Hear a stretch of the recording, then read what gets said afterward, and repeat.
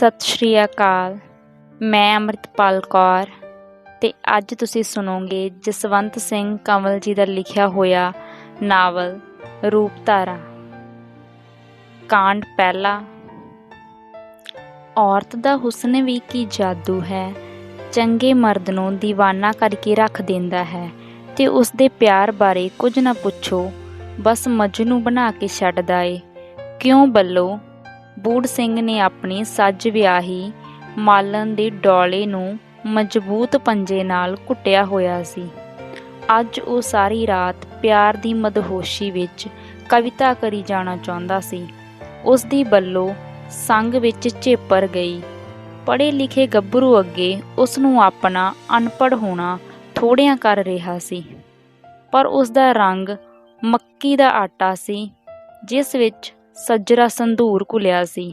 ਉਸ ਦੇ ਨਕਸ਼ ਆਪਣੀ ਆਪਣੀ ਥਾਂ ਜਵਾਨੀ ਦੀ ਕਹਾਣੀ ਕਹਿ ਰਹੇ ਸਨ, ਪਿਆਰ ਦਾ ਹੁੰਗਾਰਾ ਭਰ ਰਹੇ ਸਨ। ਨਿਖਰੀ ਤੇ ਭਰੀ ਚਾਨਣੀ ਵਿੱਚ ਉਸ ਨੂੰ ਬੂੜ ਸਿੰਘ ਸੌਲਾ ਕਾਲਾ ਹੋਣ ਦੇ ਬਾਵਜੂਦ ਖੂਬਸੂਰਤ ਅਤੇ ਪਿਆਰਾ ਲੱਗ ਰਿਹਾ ਸੀ। ਪਿਆਰ ਦੀ ਹਾਲਤ ਹਰ ਕੋਝੇ ਇਸਤਰੀ ਮਰਦ ਨੂੰ ਹੁਸੀਨ ਬਣਾ ਦਿੰਦੀ ਹੈ। ਮਾਲਣ ਨੇ ਪਤੀ ਪਿਆਰ ਦੀ ਖੁਸ਼ੀ ਨੂੰ ਮਨ ਦੇ ਪਿਛਵਾੜੇ ਲੈ ਜਾਂਦਿਆਂ ਇੱਕ ਪਲ ਸੋਚਿਆ, ਜੇ ਇਸ ਤਰ੍ਹਾਂ ਹੀ ਬੀਤ ਜਾਵੇ। ਪਰ ਉਸ ਨੂੰ ਕੁਝ ਯਾਦ ਆ ਗਿਆ। ਸਹੁਰੇ ਘਰ ਪੈਰ ਪਾਉਂਦਿਆਂ ਹੀ ਉਸ ਨੂੰ ਕੁਝ ਦਿਲ ਤੋੜਵੇਂ ਬੋਲ ਸੁਣੇ ਸਨ। ਬੂੜ ਸਿੰਘ ਦੇ ਪਿਤਾ ਦੀ ਖਾਹਿਸ਼ ਸੀ ਕਿ ਨਕਦ ਦਾਜ ਨਾਲ ਮੁੰਡੇ ਦੀ ਪੜ੍ਹਾਈ ਸਮੇਂ ਗਹਿਣੇ ਪਈ ਜ਼ਮੀਨ ਥੋੜ੍ਹੀ ਬਹੁਤੀ ਛੁੱਟ ਜਾਂਦੀ, ਕਿਉਂਕਿ ਮੁੰਡਾ ਪੜ੍ਹਿਆ ਲਿਖਿਆ ਹੋਣ ਕਾਰਨ ਉਸ ਦੀ ਨਜ਼ਰ ਵਿੱਚ ਟੂਮ ਸੀ। ਪਿਤਾ ਨੇ ਮੁੰਡੇ ਨੂੰ ਪੜ੍ਹਾਇਆ ਹੀ ਇਸ ਨੀਅਤ ਨਾਲ ਸੀ ਕਿ ਨੌਕਰੀ ਨਾਲ ਚੰਗੇ ਚੋਖੇ ਦਾਜ ਨੂੰ ਵੀ ਹੱਥ ਮਾਰ ਲਿਆ ਜਾਵੇਗਾ। ਭਾਵੇਂ ਕੁੜੀ ਵਾਲਿਆਂ ਬੜੀ ਸੱਜ ਧੱਜ ਨਾਲ ਵਿਆਹ ਕੀਤਾ ਸੀ, ਘੋੜੀ ਜੋੜੀ ਕੈਂਠਾ ਅਤੇ 2 ਛਾਪਾਂ ਵੀ ਪਾਈਆਂ, ਪਰ ਬਿਰਧ ਦੀ ਖਾਹਿਸ਼ ਪੂਰੀ ਨਹੀਂ ਹੋਈ ਸੀ। ਉਸ ਦੀ ਬੁੜਬੜਾਈ ਨਾਇਨ ਰਾਹੀਂ ਮਾਲਣ ਤੱਕ ਪਹੁੰਚ ਗਈ ਸੀ ਤੇ ਉਸ ਦਾ ਅੰਦਰ ਹੁਣ ਕੀ ਹੋਵੇਗਾ ਦੇ ਡਰ ਭਾਵ ਨਾਲ ਲਰਜ਼ਣ ਲੱਗ ਪਿਆ ਸੀ। ਬੂੜ ਸਿੰਘ ਨੇ ਬਿਰਧ ਦੇ ਵੱਟੇ ਮੂੰਹ ਦੀ ਕੱਖ ਪਰਵਾਹ ਨਾ ਕੀਤੀ। ਉਸ ਦੀ ਭੌਰ ਖੁਸ਼ੀ ਆਪਣੇ ਗੁਲਾਬ ਦੁਆਲੇ ਪਰਕਰਮਾ ਪਾ ਰਹੀ ਸੀ। ਉਸ ਮਾਲਣ ਦਾ ਅਨਪੜ੍ਹ ਹੋਣਾ ਭੋਰਾ ਐਬ ਨਾ ਸਮਝਿਆ। ਉਸ ਦੀਆਂ ਬਾਵਰੀਆਂ ਮੁਸਕਾਨਾਂ ਨੇ ਮਨ 'ਚ ਧਾਰ ਲਿਆ ਕਿ ਹੁਣ ਹੁਸਨਾਂ ਦੀ ਰਾਣੀ ਨੂੰ ਪੜ੍ਹਾਉਣਾ ਕੀ ਔਖਾ ਹੈ। ਉਹ ਮਾਲਣ ਦੇ ਪਿਆਰ 'ਚ ਕੁਝ ਇਸ ਤਰ੍ਹਾਂ ਘਿਰਿਆ ਰਿਹਾ ਕਿ ਵਿਆਹ ਤੋਂ 6 ਮਹੀਨੇ ਪਿੱਛੋਂ ਤੱਕ ਉਸ ਘਰ ਦੀ ਤੇ ਬਾਹਰ ਦੀ ਇੱਕ ਵੀ ਗੱਲ ਨਾ ਗੌਲੀ। ਪਰ ਬਿਰਧ ਰੇਸ਼ਮ ਦੀ ਕਮੀਜ਼ ਵਿੱਚ ਅਹੇਲਾ ਚੁੰਬੜਿਆ ਹੋਇਆ ਸੀ, ਜਿਹੜਾ ਉੱਠਦਿਆਂ ਬਹਿੰਦਿਆਂ ਰੜਕਦਾ ਰਹਿੰਦਾ ਸੀ।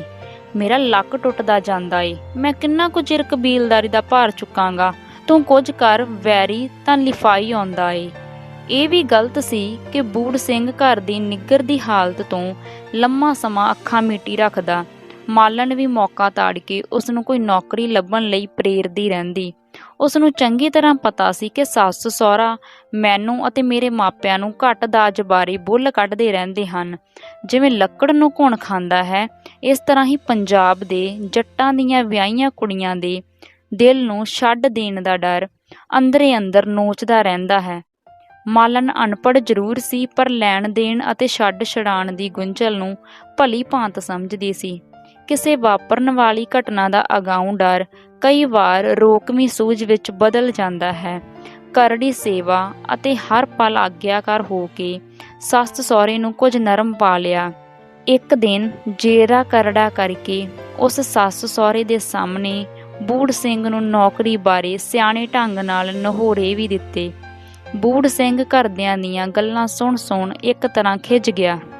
ਤੁਹਾਡਾ ਕੀ ਖਿਆਲ ਹੈ, ਮੈਂ ਜਾਣ ਕੇ ਨਹੀਂ ਨੌਕਰੀ ਕਰਦਾ? 20 ਥਾਈਂ ਦਰਖਾਸਤਾਂ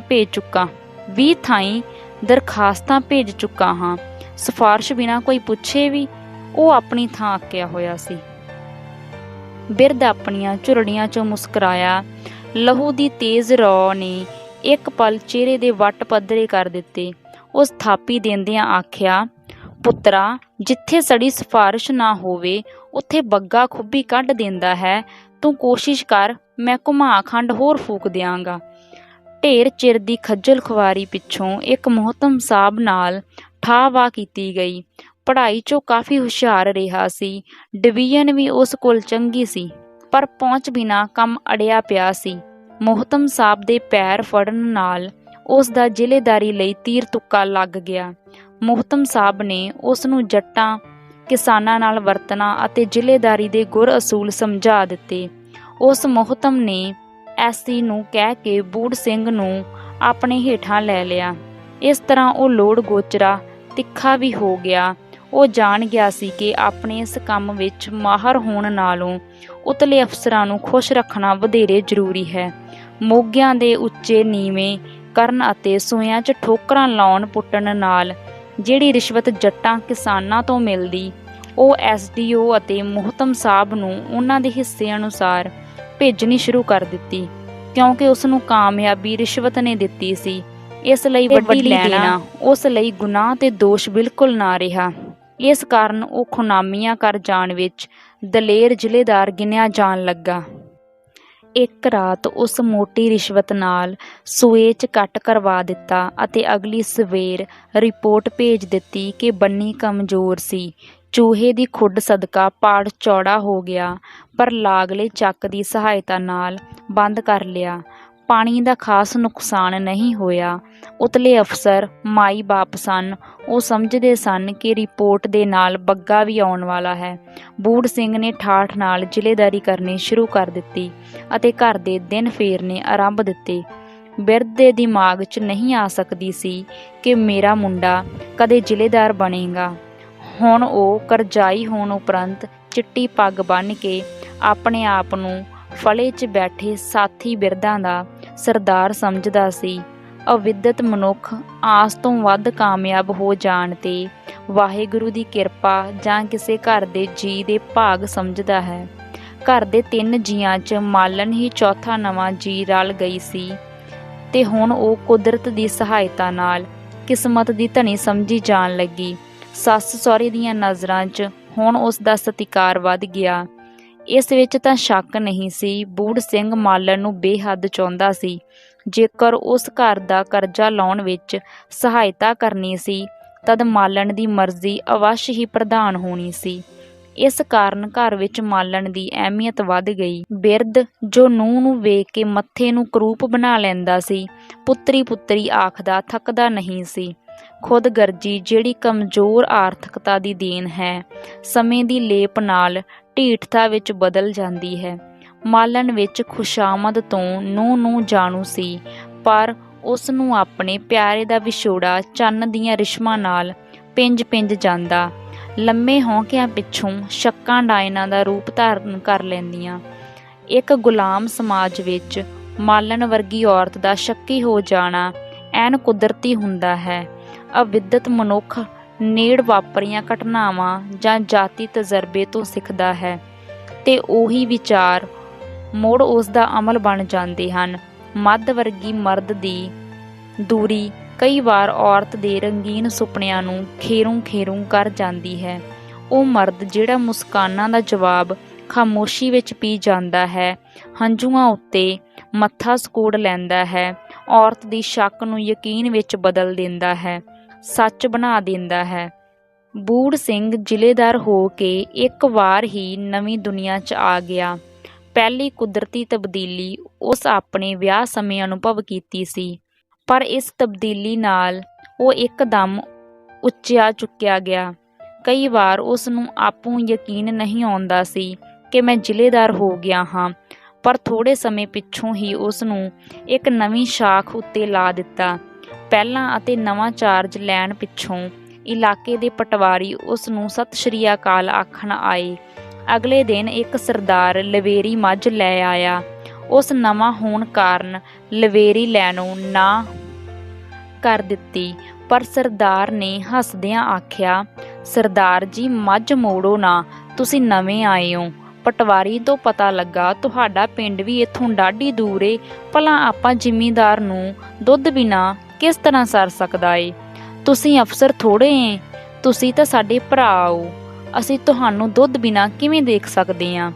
ਜ਼ਿਲ੍ਹੇਦਾਰ ਨਵਾਂ ਸੀ, ਤਜਰਬਾ ਕੋਈ ਨਹੀਂ ਸੀ। ਪਰ ਸਰਦਾਰ ਪਤਾ ਨਹੀਂ ਕਿੰਨੇ ਜ਼ਿਲ੍ਹੇਦਾਰਾਂ ਨਾਲ ਵਰਤ ਚੁੱਕਾ ਸੀ। ਉਸ ਬੂੜ ਸਿੰਘ ਨੂੰ ਹਰ ਪਾਸਿਓਂ ਵੱਲ ਲਿਆ ਤੇ ਜ਼ਿਲ੍ਹੇਦਾਰ ਨੂੰ ਮੱਝ ਰੱਖਣੀ ਹੀ ਪੈ ਗਈ। ਸਰਦਾਰ ਦੇ ਮੋਗੇ ਤੋਂ ਅਗਲਾ ਮੋਗਾ ਕਈ ਮੁਰੱਬਿਆਂ ਦੇ ਮਾਲਕ ਮੁਮਤਾਜ਼ ਖਾਨ ਨੂੰ ਪੈਂਦਾ ਸੀ। ਜਦ ਉਸ ਨੂੰ ਲਵੇਰੀ ਗਈ ਦਾ ਪਤਾ ਲੱਗਾ, ਉਸ ਪਟਵਾਰੀ ਰਾਹੀਂ ਜ਼ਿਲ੍ਹੇਦਾਰ ਨੂੰ ਚੜ੍ਹਨ ਲਈ ਇੱਕ ਘੋੜੀ ਭੇਜ ਦਿੱਤੀ। ਭਾਵੇਂ ਦੌਰਿਆਂ ਉੱਤੇ ਜਾਣ ਲਈ ਜ਼ਿਲ੍ਹੇਦਾਰ ਨੂੰ ਘੋੜੀ ਦੀ ਸਖਤ ਲੋੜ ਸੀ, ਪਰ ਉਸ ਖਾਨ ਦੀ ਘੋੜੀ ਮੋੜ ਘੱਲੀ। ਉਸ ਇੱਕ ਪਟਵਾਰੀ ਦੀ ਅੱਧੋ-ਰਾਣੀ ਘੋੜੀ ਗਿਰਦਾਵਰੀ ਕਰਨ ਲਈ ਲੈ ਲਈ। ਜਦ ਉਹ ਗਿਰਦਾਵਰੀ ਕਰਦਾ ਖਾਨ ਦੇ ਚੱਕ ਆਇਆ, ਤਦ ਖਾਨ ਨੇ ਉਸ ਨੂੰ ਰੋਟੀ ਵਰਜੀ।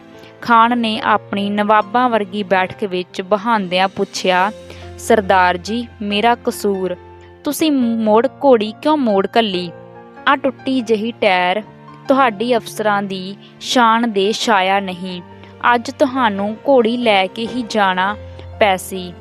ਬੰਦਾ ਹਰ ਤਰ੍ਹਾਂ ਦੀ ਖਿਦਮਤ ਲਈ ਹਾਜ਼ਰ ਹੈ ਬਾਦਸ਼ਾਹੋ।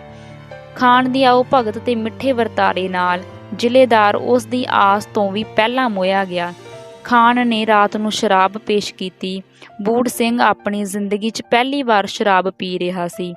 ਇੱਕ ਦੋ ਵਾਰ ਉਸ ਨਾ ਨੁੱਕਰ ਸੱਚੇ ਦਿਲੋਂ ਕੀਤੀ, ਪਰ ਖਾਨ ਦੀ ਹਲੀਮੀ ਅਤੇ ਪਿਆਰ ਅੱਗੇ ਉਸ ਦੀ ਪੇਸ਼ ਨਾ ਗਈ। ਅਸਲ ਵਿੱਚ ਉਹ ਖੰਗਰ ਖਾਨ ਦੇ ਪ੍ਰਭਾਵ ਅਤੇ ਠਾਠ ਅੱਗੇ ਮਲੂਕੜਾ ਜਿਹਾ ਹੋ ਕੇ ਰਹਿ ਗਿਆ। ਪਹਿਲੀ ਵਾਰ ਪੀਂਦਿਆਂ ਬੂੜ ਸਿੰਘ ਨੂੰ ਧੁੜ-ਧੁੜੀ ਆਈ, ਪਰ ਉਹ ਸੁਸਾਇਟੀ ਦੇ ਇਮਤਿਹਾਨ ਮੂੰਹ ਆਇਆ। ਹਰ ਤਰ੍ਹਾਂ ਦੀਆਂ ਤਲਖੀਆਂ ਪੀ ਗਿਆ। ਜਦ ਉਸ ਨੂੰ ਸਰੂਰ ਆਇਆ, ਖਾਨ ਨੇ ਉਸ ਨਾਲ ਹੱਥ ਮਿਲਾਇਆ। ਸਿੱਖ ਔਰ ਮੁਸਲਮਾਨ ਦਿਲ ਦੇ ਦੁੱਧ ਹੁੰਦੇ ਨਹੀਂ। ਅਸੀਂ ਵਫਾਦਾਰ ਦੋਸਤ ਵੀ ਬਣ ਸਕਦੇ ਹਾਂ, ਬਿਲਕੁਲ ਤਨੋ ਮਨੋ ਤੇ ਧਨੋ ਜੀ। ਜ਼ਿਲ੍ਹੇਦਾਰ ਨੇ ਖਾਨ ਦਾ ਮਜ਼ਬੂਤੀ ਨਾਲ ਹੱਥ ਘੁੱਟ ਲਿਆ। ਉਸ ਸੰਝ ਨੂੰ ਖੱਦਰ ਦੇ ਕੱਪੜੇ ਵਾਂਗ ਵਗਾਹ ਮਾਰਿਆ ਅਤੇ ਰੇਸ਼ਮੀ ਮੁਸਕਾਨਾਂ 'ਚ ਲਹਿਰਾਈ ਜਾ ਰਿਹਾ ਸੀ। ਬਾਹਰ ਖਲੋਤੇ ਇੱਕ ਹੰਢੇ ਪਟਵਾਰੀ ਨੇ ਅੰਦਾਜ਼ਾ ਲਾਇਆ, ਮੁੰਡਾ ਕੱਚਾ ਹੀ ਏ, ਜਿੱਧਰ ਲਾਰੇ ਲਾਓ ਲੱਗ ਜਾਵੇਗਾ। ਨਸ਼ੇ ਦੀ ਲੋਰ ਵਿੱਚ ਸਰਦਾਰ ਨੇ ਮਾਲਣ ਨੂੰ ਯਾਦ ਕਰਨਾ ਸ਼ੁਰੂ ਕਰ ਦਿੱਤਾ। ਜਦੋਂ ਉਹ ਜ਼ਿਲ੍ਹੇਦਾਰ ਲੱਗਾ ਸੀ, ਉਸ ਸਮੇਂ ਉਹ ਇਕੱਲਾ ਹੋਣ ਕਰਕੇ ਉਹਦੀ ਰੋਟੀ ਸੀਤਾ ਰਾਮ ਕਲਰਕ ਦੇ ਘਰੋਂ ਆਉਂਦੀ ਸੀ। ਸੀਤਾ ਰਾਮ ਉੱਤੇ ਉਸ ਨੂੰ ਇੱਕ ਖਾਰ ਆਉਂਦੀ, ਕਿਉਂਕਿ ਉਸਦੀ ਘਰਵਾਲੀ ਸ਼ਕੁੰਤਲਾ 8 ਜਮਾਤਾਂ ਪੜ੍ਹੀ ਹੋਣ ਕਰਕੇ ਜਾਸੂਸੀ ਨਾਵਲ ਪੜ੍ਹ ਲੈਂਦੀ ਸੀ, ਜਿਨ੍ਹਾਂ ਉੱਤੇ ਉਸ ਸ਼ਕੁੰਤਲਾ ਨਾਂ ਲਿਖਿਆ ਆਪ ਪੜ੍ਹਿਆ ਸੀ। ਉਸ ਦੇ ਬੱਚੇ ਫਰਾਕਾਂ ਪਾਈ ਲਾਨ ਵਿੱਚ ਖੇਡਿਆ ਕਰਦੇ ਸਨ। ਉਸ ਸ਼ਕੁੰਤਲਾ ਨੂੰ ਸੱਭਿਅਤਾ ਨਾਲ ਗੱਲ ਕਰਦਿਆਂ ਸੁਣਿਆ ਸੀ। ਉਸ ਅੰਦਰ ਹਸਰਤ ਨੇ ਪਲਸੇਟਾ ਮਾਰਿਆ। ਜੇ ਮਾਲਣ ਵੀ ਪੜ੍ਹੀ ਹੁੰਦੀ, ਜ਼ਿੰਦਗੀ ਦਾ ਸਵਾਦ ਆ ਜਾਣਾ ਸੀ। ਉਸ ਮਨ 'ਚ ਧਾਰੀ ਕਿ ਮੈਂ ਘੱਟ ਤੋਂ ਘੱਟ ਉਸ ਨੂੰ ਪੰਜਾਬੀ ਜ਼ਰੂਰ ਪੜ੍ਹਾਵਾਂਗਾ। ਮਾਲਣ ਨੇ ਆਪਣੇ ਸਰਦਾਰ ਕੋਲ ਆ ਕੇ ਅਤੇ ਚੰਗੇ ਦਿਨ ਮਾਣੇ ਸਨ, ਇੰਨੇ ਚੰਗੇ ਕਿ ਉਹ ਖਿਆਲ ਵੀ ਨਹੀਂ ਕਰ ਸਕਦੀ ਸੀ।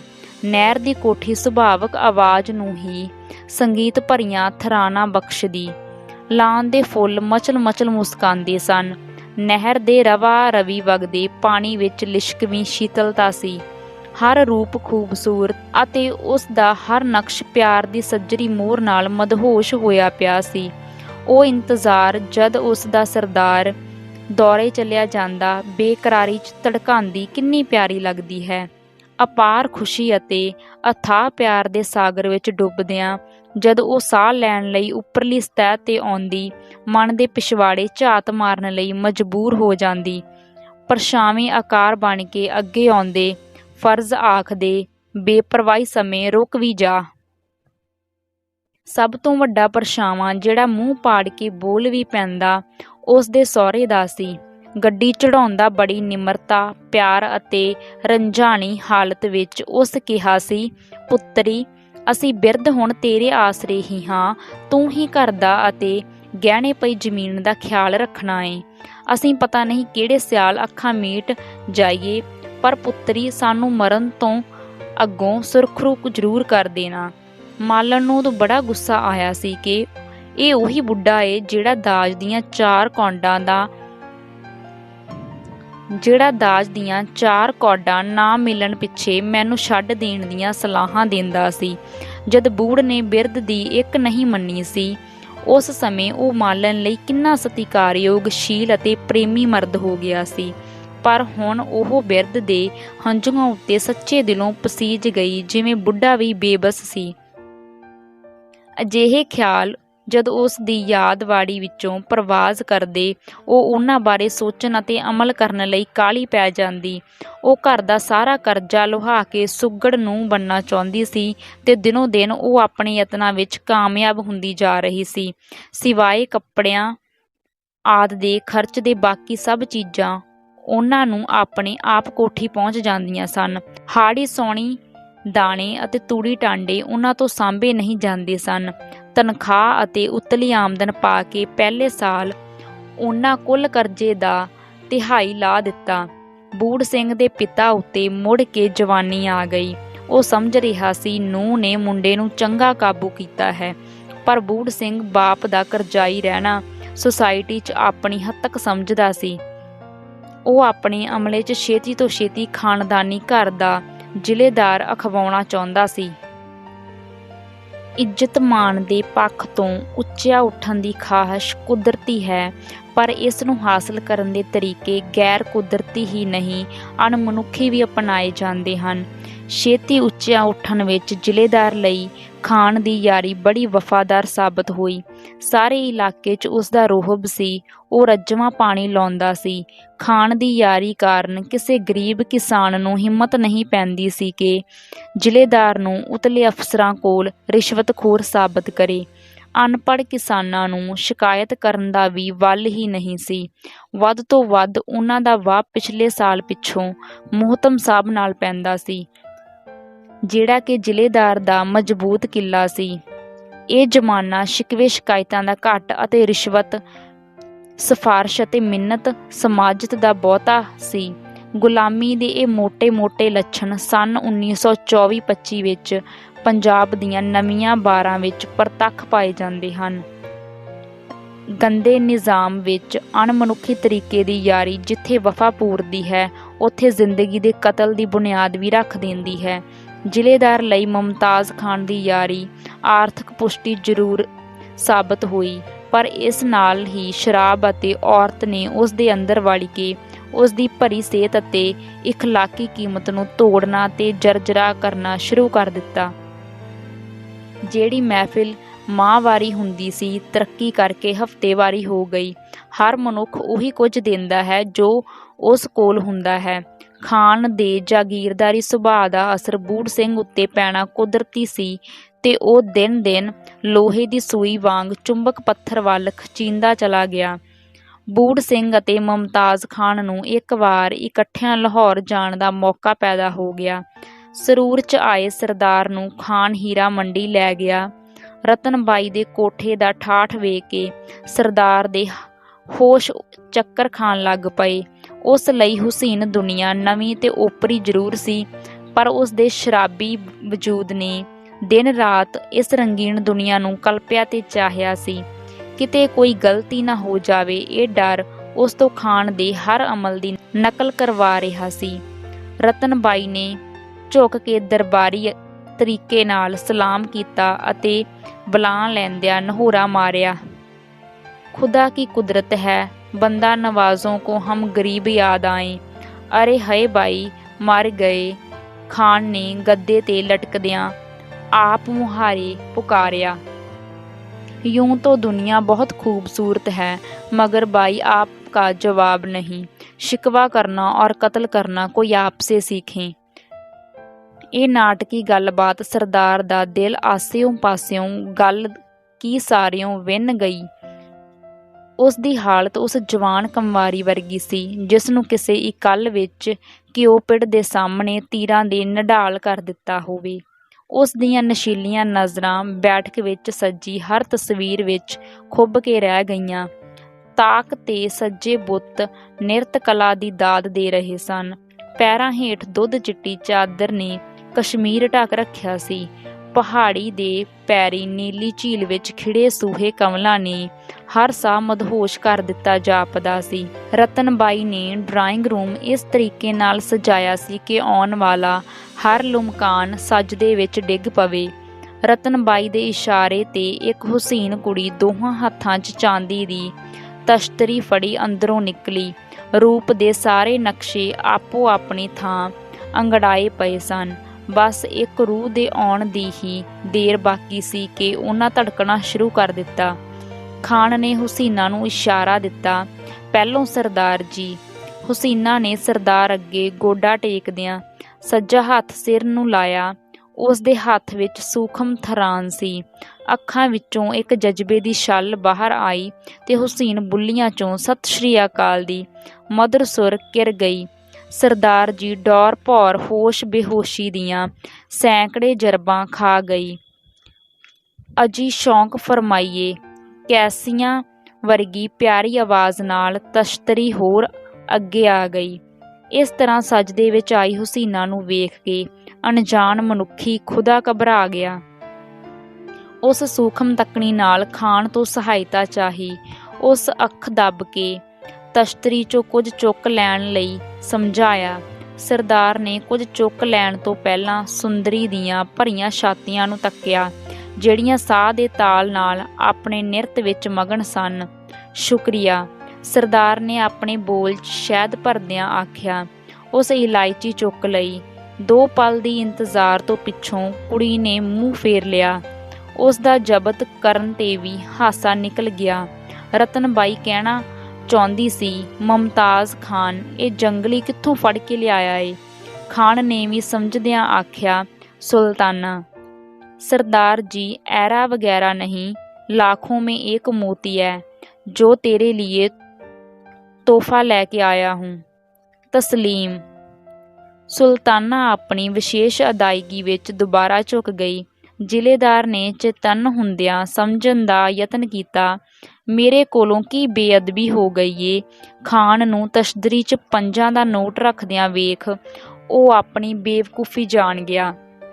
ਉਸ ਨੂੰ ਖਾਨ 'ਤੇ ਬੜਾ ਗੁੱਸਾ ਆਇਆ। ਜੇ ਉਹ ਪਹਿਲਾਂ ਪਾਣ ਚੁੱਕ ਲੈਂਦਾ, ਮੈਂ ਘੁੱਗੂ ਤਾਂ ਸਾਬਤ ਨਾ ਹੁੰਦਾ। ਪਰ ਖਾਨ ਦੇ ਤਾਰੀਫੀ ਬੋਲ ਉਸ ਨੂੰ ਪੈਰਾਂ ਸਿਰ ਖਲੋਂਦਾ ਕਰ ਗਏ ਸਨ। ਸੁਲਤਾਨਾ ਆਪਣੇ ਸਾਰੇ ਤੀਰ ਉਸ ਦੇ ਦਿਲ ਵਿੱਚ ਹੀ ਅਣਖਿੱਚੇ ਛੱਡ ਗਈ। ਸ਼ਰਮਾਂਦੇ ਅਨੁਭਵ ਵਿੱਚ ਉਹ ਇੱਕ ਪਲ ਸੋਚ ਗਿਆ। ਹੁਸਨ ਰੰਗ ਵਿੱਚ ਨਹੀਂ, ਮਾਲਣ ਇੱਕਦਮ ਉਸ ਦੀਆਂ ਅੱਖਾਂ ਅੱਗੋਂ ਆ ਕੇ ਅਲੋਪ ਹੋ ਗਈ। ਤਸੱਲੀ ਪੜ੍ਹੇ ਹੋਏ ਮਹਿਬੂਬ ਵਿੱਚ ਵੀ ਨਹੀਂ। ਉਸ ਸ਼ਕੁੰਤਲਾ ਨੂੰ ਨਾਵਲ ਪੜ੍ਹਦਿਆਂ ਤੱਕਿਆ। ਹੁਸਨ ਤਾਂ ਉਸ ਅਦਾ ਦਾ ਨਾਂ ਹੈ ਜਿਹੜੀ ਜਵਾਨੀ ਨੂੰ ਕਤਲ ਕਰ ਦੇਵੇ। ਹੁਸਨ ਉਸ ਖਿੱਚ ਦਾ ਨਾਂ ਹੈ ਜਿਹੜੀ ਇਸ਼ਕ ਨੂੰ ਗੁਲਾਮ ਬਣਾ ਲਵੇ। ਹੁਸਨ ਉਸ ਰੂਪ ਦਾ ਨਾਂ ਹੈ ਜਿਸ ਦੇ ਗਲ ਲੱਗ ਕੇ ਮਰਨ ਨੂੰ ਜੀ ਕਰੇ। ਉਸ ਦੇ ਸਾਹਮਣੇ ਸੁਲਤਾਨਾ ਨਸ਼ਤਰ ਦੇ ਨਕਸ਼ਾਂ ਨਾਲ ਖਿੜੀ ਪਈ ਸੀ। ਖਾਨ ਦੀ ਆਵਾਜ਼ ਨੇ ਉਸ ਦੇ ਅਨੁਭਵ ਸਵਾਦ ਨੂੰ ਤੋੜ ਮਰੋੜ ਸੁੱਟਿਆ। ਸੁਲਤਾਨਾ, ਫਿਰ ਫਾਂਸੀ ਹੋ ਜਾਏ ਨਾ? ਖਾਨ ਨੇ ਗੱਲ 'ਤੇ ਹੱਥ ਫੇਰਦਿਆਂ ਫਰਮਾਇਸ਼ ਕਰ ਦਿੱਤੀ।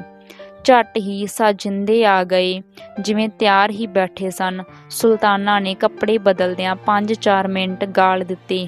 ਇਹਨਾਂ ਮਿੰਟਾਂ ਵਿੱਚ ਸਰਦਾਰ ਨੂੰ ਉੱਚੜ ਪੈੜੀਆਂ ਨੇ ਥਾਂ-ਥਾਂ ਤੋਂ ਨੋਚ ਲਿਆ। ਜਲ ਪਰੀ ਦੇ ਲਿਬਾਸ ਵਿੱਚ ਸੁਲਤਾਨਾ ਛਣਨ ਛਣਾ ਕਰਦੀ ਕਾਲੀਨ ਉੱਤੇ ਆ ਥਰਕਣ ਲੱਗੀ। ਜਾਪਦਾ ਸੀ ਕੋਈ ਇੰਦਰ ਦੇ ਰੰਗ ਮਹਿਲਾਂ ਦੀ ਅਪੱਛਰਾ ਮੇਘ ਦੀ ਸਵਾਰੀ ਕਰਦੀ ਅਰਸ਼ਾਂ ਤੋਂ ਫਰਸ਼ਾਂ 'ਤੇ ਆ ਗਈ ਏ। ਬਾਰੀਕ ਨੀਲੇ ਰੇਸ਼ਮ ਵਿੱਚ ਉਹ ਡਲ ਕੰਵਲਾਂ 'ਤੇ ਨੱਚੀ ਜਾ ਰਹੀ ਸੀ। ਉਸ ਦੇ ਘੁੰਗਰੂਆਂ ਦੀਆਂ ਸਰੋਂਦੀ ਲਹਿਰਾਂ ਨਾਲ ਕਿਨਾਰਿਆਂ ਨੂੰ ਨੀਂਦ ਆ ਰਹੀ ਸੀ। ਸਫੈਦੇ ਆਪਣੇ ਪਰਛਾਵਿਆਂ ਵਿੱਚ ਪਿਘਲੀ ਜਾ ਰਹੇ ਸਨ। ਸੁਲਤਾਨਾ ਨੇ ਸੋਜ ਭਰੀ ਲੈਅ ਵਿੱਚ ਦਿਲ ਦਾ ਦਾਗ ਗਾਇਆ। हाँ हाँ, तुम्हारे हुस्न की कोई खता नहीं, मैं हुस्ने इत्तफाक से दीवाना हो गया। सरदार ਦਾ ਦਿਲ ਛਾਲੇ ਵਾਂਗ ਭਰ ਗਿਆ, ਜਿਹੜਾ ਪਿੱਛੋਂ ਬੜੀ ਛੇਤੀ ਦਾਗ ਤੋਂ ਨਾਸੂਰ ਵਿੱਚ ਬਦਲ ਗਿਆ। ਖਾਨ ਨੇ ਲਹਿਰਾਂਦੀ ਸੁਲਤਾਨਾ ਨੂੰ ਨੋਟ ਫੜਾਏ। ਐਕਤੀ ਸਰਦਾਰ ਨੇ ਵੀ ਵੱਟਾ ਲਾ ਲਿਆ। ਖਾਨ ਲੱਖ ਜਾਗੀਰਦਾਰ ਸੀ, ਪਰ ਬੂੜ ਸਿੰਘ ਨੇ ਉਸ ਨਾਲੋਂ ਘੱਟ ਰਹਿਣਾ ਆਪਣੀ ਹੱਤਕ ਸਮਝੀ। ਆਪਣੇ ਇਸ਼ਕ ਦੀ ਤੌਹੀਨ। ਰਤਨ ਬਾਈ ਤੇ ਸੁਲਤਾਨਾ ਸਰਦਾਰ ਬਾਰੇ ਆਪਣਾ ਅਨੁਮਾਨ ਮੁਕੰਮਲ ਕਰ ਚੁੱਕੀਆਂ ਸਨ। ਜਦ ਜ਼ਿਲ੍ਹੇਦਾਰ ਸੁਲਤਾਨਾ ਕੋਲੋਂ ਮਜਬੂਰ ਉੱਠ ਕੇ ਆਪਣੀ ਕੋਠੀ ਆਇਆ, ਉਸਨੂੰ ਬੜਾ ਕੁਝ ਓਪਰਾ ਜਾਪਿਆ। ਜੁਦਾਈ, ਜਲਨ ਤੇ ਬੇਕਰਾਰੀ ਨੇ ਸਾਰੇ ਰਾਹ ਵੀਰਾਨੀ ਪੈਦਾ ਕਰ ਰੱਖੀ ਸੀ। ਨਹਿਰ ਦਾ ਖੇੜਾ ਉਦਾਸ ਸੀ, ਖਾਮੋਸ਼ ਤੇ ਸੰਜੀਦਾ ਹੋਇਆ ਪਿਆ ਸੀ। ਉਹ ਉਸ ਬੁੱਤ ਵਾਂਗ ਘਬਰਾਇਆ ਹੋਇਆ ਸੀ ਜਿਸ ਦੀ ਰੂਹ ਗਵਾਚ ਗਈ ਹੋਵੇ। ਮੇਰੇ ਲਈ ਕੀ ਲਿਆਇਆ ਏ? ਮਾਲਣ ਨੇ ਅੱਗੇ ਵਧ ਕੇ ਹੱਸਦੀ ਫੁਹਾਰ ਚੋਂ ਪੁੱਛਿਆ। ਮਾਲਣ ਦੇ ਇਸ ਫਿਕਰੇ ਨਾਲ ਬੂੜ ਇੱਕ ਤਰ੍ਹਾਂ ਪੱਛਿਆ ਗਿਆ। ਸੁਲਤਾਨਾ ਦਾ ਸਲੀਕਾ ਉਸਨੂੰ ਮਾਰ ਕੇ ਸੁੱਟ ਗਿਆ ਸੀ। ਘੱਟ ਤੋਂ ਘੱਟ ਇਸ ਨਾਲੋਂ ਤਾਂ ਸੀਤਾ ਰਾਮ ਕਲਰਕ ਦੀ ਵਹੁਟੀ ਹੀ ਚੰਗੀ ਏ, ਜਿਹੜੀ ਜੀ ਆ ਕੇ ਬੁਲਾਂਦੀ ਏ। ਬੂੜ ਸਿੰਘ ਦੀ ਮਾਨਸਿਕ ਭੁੱਖ ਤਿੱਖੀ ਅਤੇ ਸੂਖਮ ਹੋ ਚੁੱਕੀ ਸੀ, ਜਿਸ ਨੂੰ ਅਨਪੜ੍ਹ ਮਾਲਣ ਨਹੀਂ ਜਾਣ ਸਕਦੀ ਸੀ। ਉਸ ਦੁਬਾਰਾ ਪਿਆਰ ਦਾ ਨਹੋਰਾ ਮਾਰਿਆ। ਕੀ ਖਾ ਕੇ ਆਏ ਹੋ ਲਾਹੌਰੋਂ? ਬੂੜ ਹਾਲੇ ਵੀ ਸੁਲਤਾਨਾ ਨਾਲ ਗੱਲਾਂ ਕਰੀ ਜਾ ਰਿਹਾ ਸੀ। ਉਸ ਦੀ ਇੱਕ ਇੱਕ ਗੱਲ ਤੇ 100 ਕੁਰਬਾਨੀ ਜਾ ਰਿਹਾ ਸੀ। ਮਾਲਣ ਨੇ ਮੋਢਿਆਂ ਤੋਂ ਹਲੂਣਿਆ। ਮੈਂ ਕਿਹਾ, ਬੋਲਣਾ ਨਹੀਂ? ਮਾਲਣ ਸ਼ੋਅ ਅਤੇ ਘੁੱਟਣੇ ਦੇ ਇੰਤਜ਼ਾਰ ਵਿੱਚ ਪਿਘਲੀ ਜਾ ਰਹੀ ਸੀ। ਪਰਾਂ ਹਟ ਓਏ। ਉਹ ਆਪਾ ਛੁਡਾ ਕੇ 2 ਕਦਮ ਪਿੱਛੇ ਵਧ ਗਿਆ ਅਤੇ ਕੋਟ ਲਾਉਣ ਲੱਗ ਪਿਆ। ਲਾਹੌਰ ਕੀ ਗਿਆ ਏ? ਘਰੋਂ ਕੱਢਣ ਲੱਗਾ ਏ? ਮਾਲਣ ਨੇ ਕੋਟ ਫੜਦਿਆਂ ਪਿਆਰ ਅਤੇ ਗਿਲੇ ਦੀ ਮਾਂਝ ਚੋਂ ਆਖਿਆ। ਉਸ ਕੁਚਲੇ ਗਏ ਜਜ਼ਬਾਤ ਦੀ ਕੋਈ ਪਰਵਾਹ ਨਾ ਕੀਤੀ। ਸੱਚਾ ਤੇ ਸੁੱਚਾ ਆਸ਼ਿਕ ਕਦੇ ਉਲਾਂਭਾ ਨਹੀਂ ਦਿੰਦਾ। ਮਾਲਣ ਤਸੱਲੀ ਭਰੀ ਕੁਝ ਗੁਣਗੁਣਾ ਰਹੀ ਸੀ, ਪਰ ਬੂੜ ਦੇ ਅੰਦਰ ਕੁਝ ਚੁੱਭ ਰਿਹਾ ਸੀ, ਕੁਝ ਚਮਕ ਰਿਹਾ ਸੀ। ਹੋਰ 6 ਮਹੀਨੇ ਵਿੱਚ ਮਾਲਣ ਨੂੰ ਚੰਗੀ ਤਰ੍ਹਾਂ ਸਪਸ਼ਟ ਹੋ ਗਿਆ ਕਿ ਬੂੜ ਉਸ ਤੋਂ ਪਰੇ ਪਰੇ ਰਹਿਣ ਦਾ ਯਤਨ ਕਰ ਰਿਹਾ ਹੈ। ਬੂੜ ਮਨ ਹੀ ਮਨ ਵਿੱਚ ਮਾਲਣ ਤੋਂ ਅਸਲੋਂ ਮੂੰਹ ਮੋੜ ਚੁੱਕਾ ਸੀ। ਉਹ ਹਮੇਸ਼ਾ ਇਸ ਸੋਚ ਵਿੱਚ ਰਹਿੰਦਾ ਸੀ ਕਿ ਕਿਸੇ ਤਰ੍ਹਾਂ ਇਸ ਗਵਾਰ ਤੋਂ ਖਹਿੜਾ ਛੁੱਟ ਜਾਵੇ। ਸੁਲਤਾਨਾ ਦੀ ਮਹਿਫਲ ਉਸ ਦੇ ਵਿਰੋਧ ਨੂੰ ਅੰਦਰ ਹੀ ਅੰਦਰ ਤੇਜ਼ ਕਰੀ ਜਾ ਰਹੀ ਸੀ।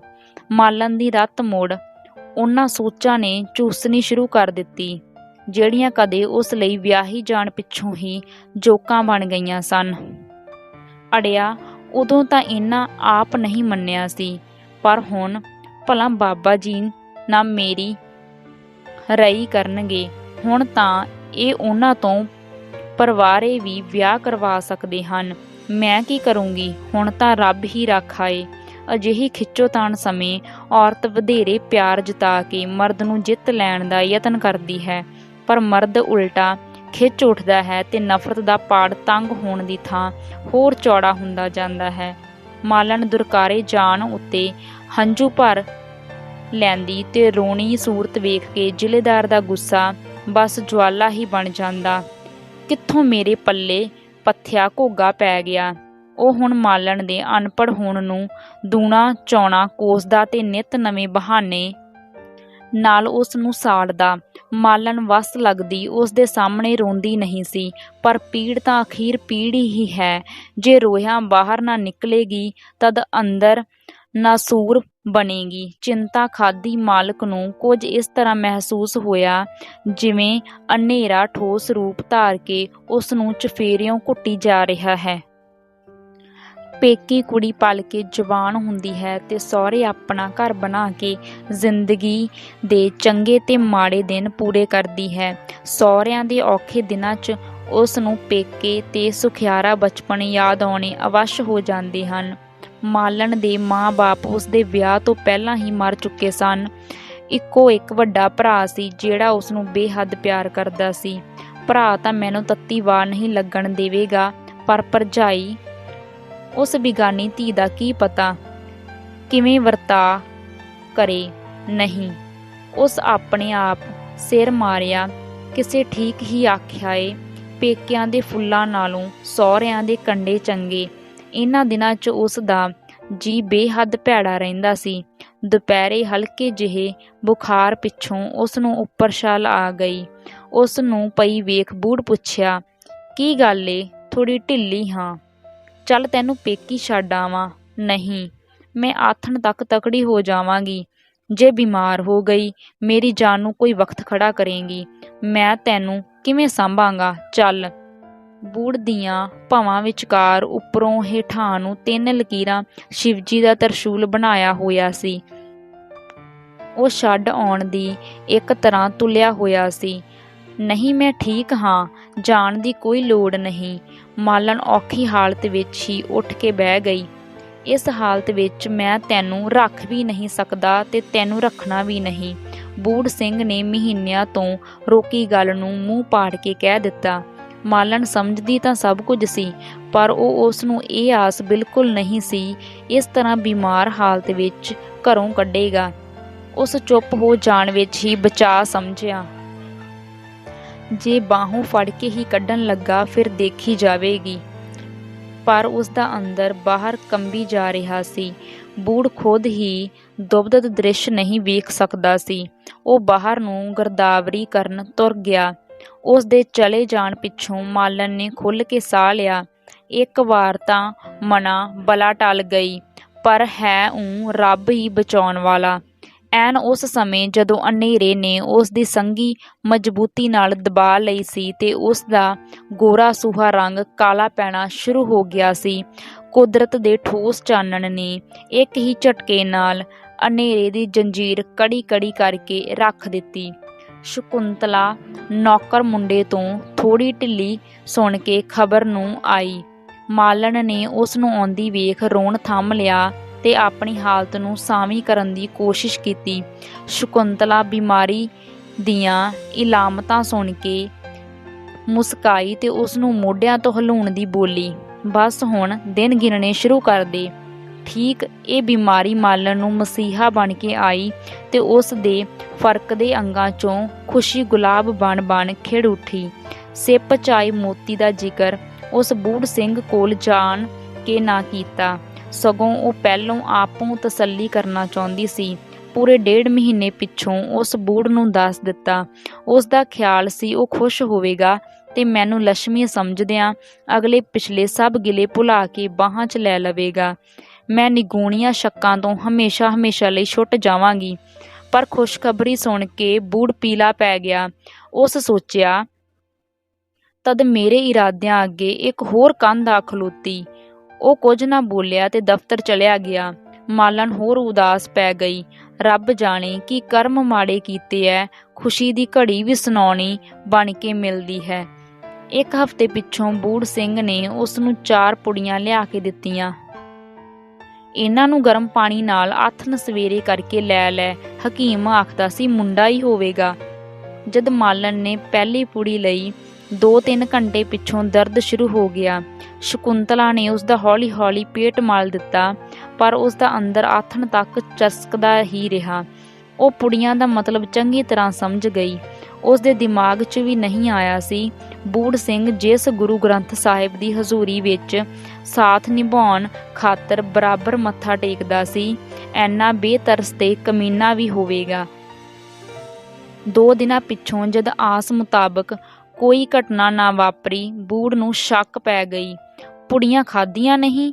ਬੂੜ ਸਿੰਘ ਦੀ ਭਾਵਕ ਨਜ਼ਰਾਂ ਮਾਲਣ ਦੇ ਚਿਹਰੇ ਤੋਂ ਧੁਰ ਅੰਦਰ ਦੀ ਪੜਤਾਲ ਕਰ ਰਹੀਆਂ ਸਨ। ਮਾਲਣ ਨੂੰ ਇਉਂ ਜਾਪਿਆ ਜਿਵੇਂ ਪੁੱਛ ਰਿਹਾ ਹੈ, ਕਤਲ ਹੋ ਗਿਆ ਕਿ ਨਹੀਂ। ਬਾਹਰੋਂ ਦਿੱਤਾ ਦਰਦ ਉਸ ਦੇ ਅੰਦਰ ਨੂੰ ਲਰਜ਼ਾਈ ਜਾ ਰਿਹਾ ਸੀ। ਪਲ ਕੁ ਅੱਖਾਂ ਚੁੱਕ ਕੇ ਉਸ ਨੀਵੀਂ ਪਾ ਲਈ। ਸੱਚਾਈ ਉਸ ਨੂੰ ਦੋਸ਼ੀ ਬਣਾ ਕੇ ਧੌਣੋਂ ਫੜਾਈ ਬੈਠੀ ਸੀ। ਬੂੜ ਸਿੰਘ ਬੂਟ ਜ਼ਮੀਨ 'ਤੇ ਮਾਰਦਿਆਂ ਨਾਸਾਂ 'ਚੋਂ ਖੂਹ ਕਰਕੇ ਸਾਫ਼ ਕਰਦਿਆਂ ਬਾਹਰ ਨਿਕਲ ਗਿਆ। ਬਲਾ ਫਿਰ ਟਲ ਗਈ ਤੇ ਕੁਦਰਤ ਨੇ ਵਿਕਾਸ ਕਰਨਾ ਸ਼ੁਰੂ ਕਰ ਦਿੱਤਾ। ਜ਼ੋਰ ਜ਼ਬਰ ਦੀ ਟੱਕਰ ਵਿੱਚ ਜ਼ਿੰਦਗੀ ਤੇ ਉਸ ਦੀ ਪੱਤ ਸੱਚਾਈ ਥਾਂ ਥਾਂ ਜ਼ਖਮੀ ਹਾਜ਼ਰ-ਵਾਰ ਹੋਈਆਂ ਹਨ, ਪਰ ਕੋਈ ਨਾਦਰ ਇਹਨਾਂ ਨੂੰ ਕਤਲ ਨਹੀਂ ਕਰ ਸਕਿਆ ਤੇ ਜਿਉਣ ਦੀ ਇਸ ਕੁਦਰਤੀ ਲੀਹ ਨੂੰ ਕੋਈ ਹੈਂਸਿਆਰਾ ਤੋੜ ਨਹੀਂ ਸਕਿਆ। ਮਾਲਣ ਦੀ ਆਸ ਦੇ ਉਲਟ ਉਸ ਨੂੰ ਦੀਪੋ ਭਰਜਾਈ ਨੇ ਸਕੀਆਂ ਭੈਣਾਂ ਵਾਂਗ ਸਾਂਭਿਆ। ਉਸ ਦੇ ਭਰਾ ਗੁਲਜ਼ਾਰੇ ਨੂੰ ਇੱਕ ਭੈਣ ਦਾ ਬੋਝ ਕਦੀ ਔਖਿਆਈ ਨਹੀਂ ਜਾਪਿਆ ਸੀ। ਵਿਆਹੀ ਵਰੀ ਕੁੜੀ ਦੀ ਜ਼ਿੰਦਗੀ ਵਿੱਚ ਕੁਝ ਅਜਿਹੇ ਸਮੇਂ ਵੀ ਆਉਂਦੇ ਹਨ ਜਦ ਉਹ ਸਖਿਆਰੇ ਪੇਕਿਆਂ ਦੀ ਥਾਂ ਸਹੁਰਿਆਂ ਨੂੰ ਤਰਜੀਹ ਦਿੰਦੀ ਹੈ। ਪਰ ਮਾਲਣ ਲਈ ਉਹ ਚਾਅ ਮਲਹਾਰਾਂ ਭਰੇ ਰੰਗਲੇ ਦਿਹਾੜੇ ਕਦੋਂ ਦੇ ਬੀਤ ਚੁੱਕੇ ਸਨ। ਹੁਣ ਇਹ ਹਾਲਤ ਸੀ ਕਿ ਉਹ ਸਹੁਰਿਆਂ ਵੱਲੋਂ ਅੱਖਾਂ ਮੀਟ ਲੈਣਾ ਚਾਹੁੰਦੀ ਸੀ।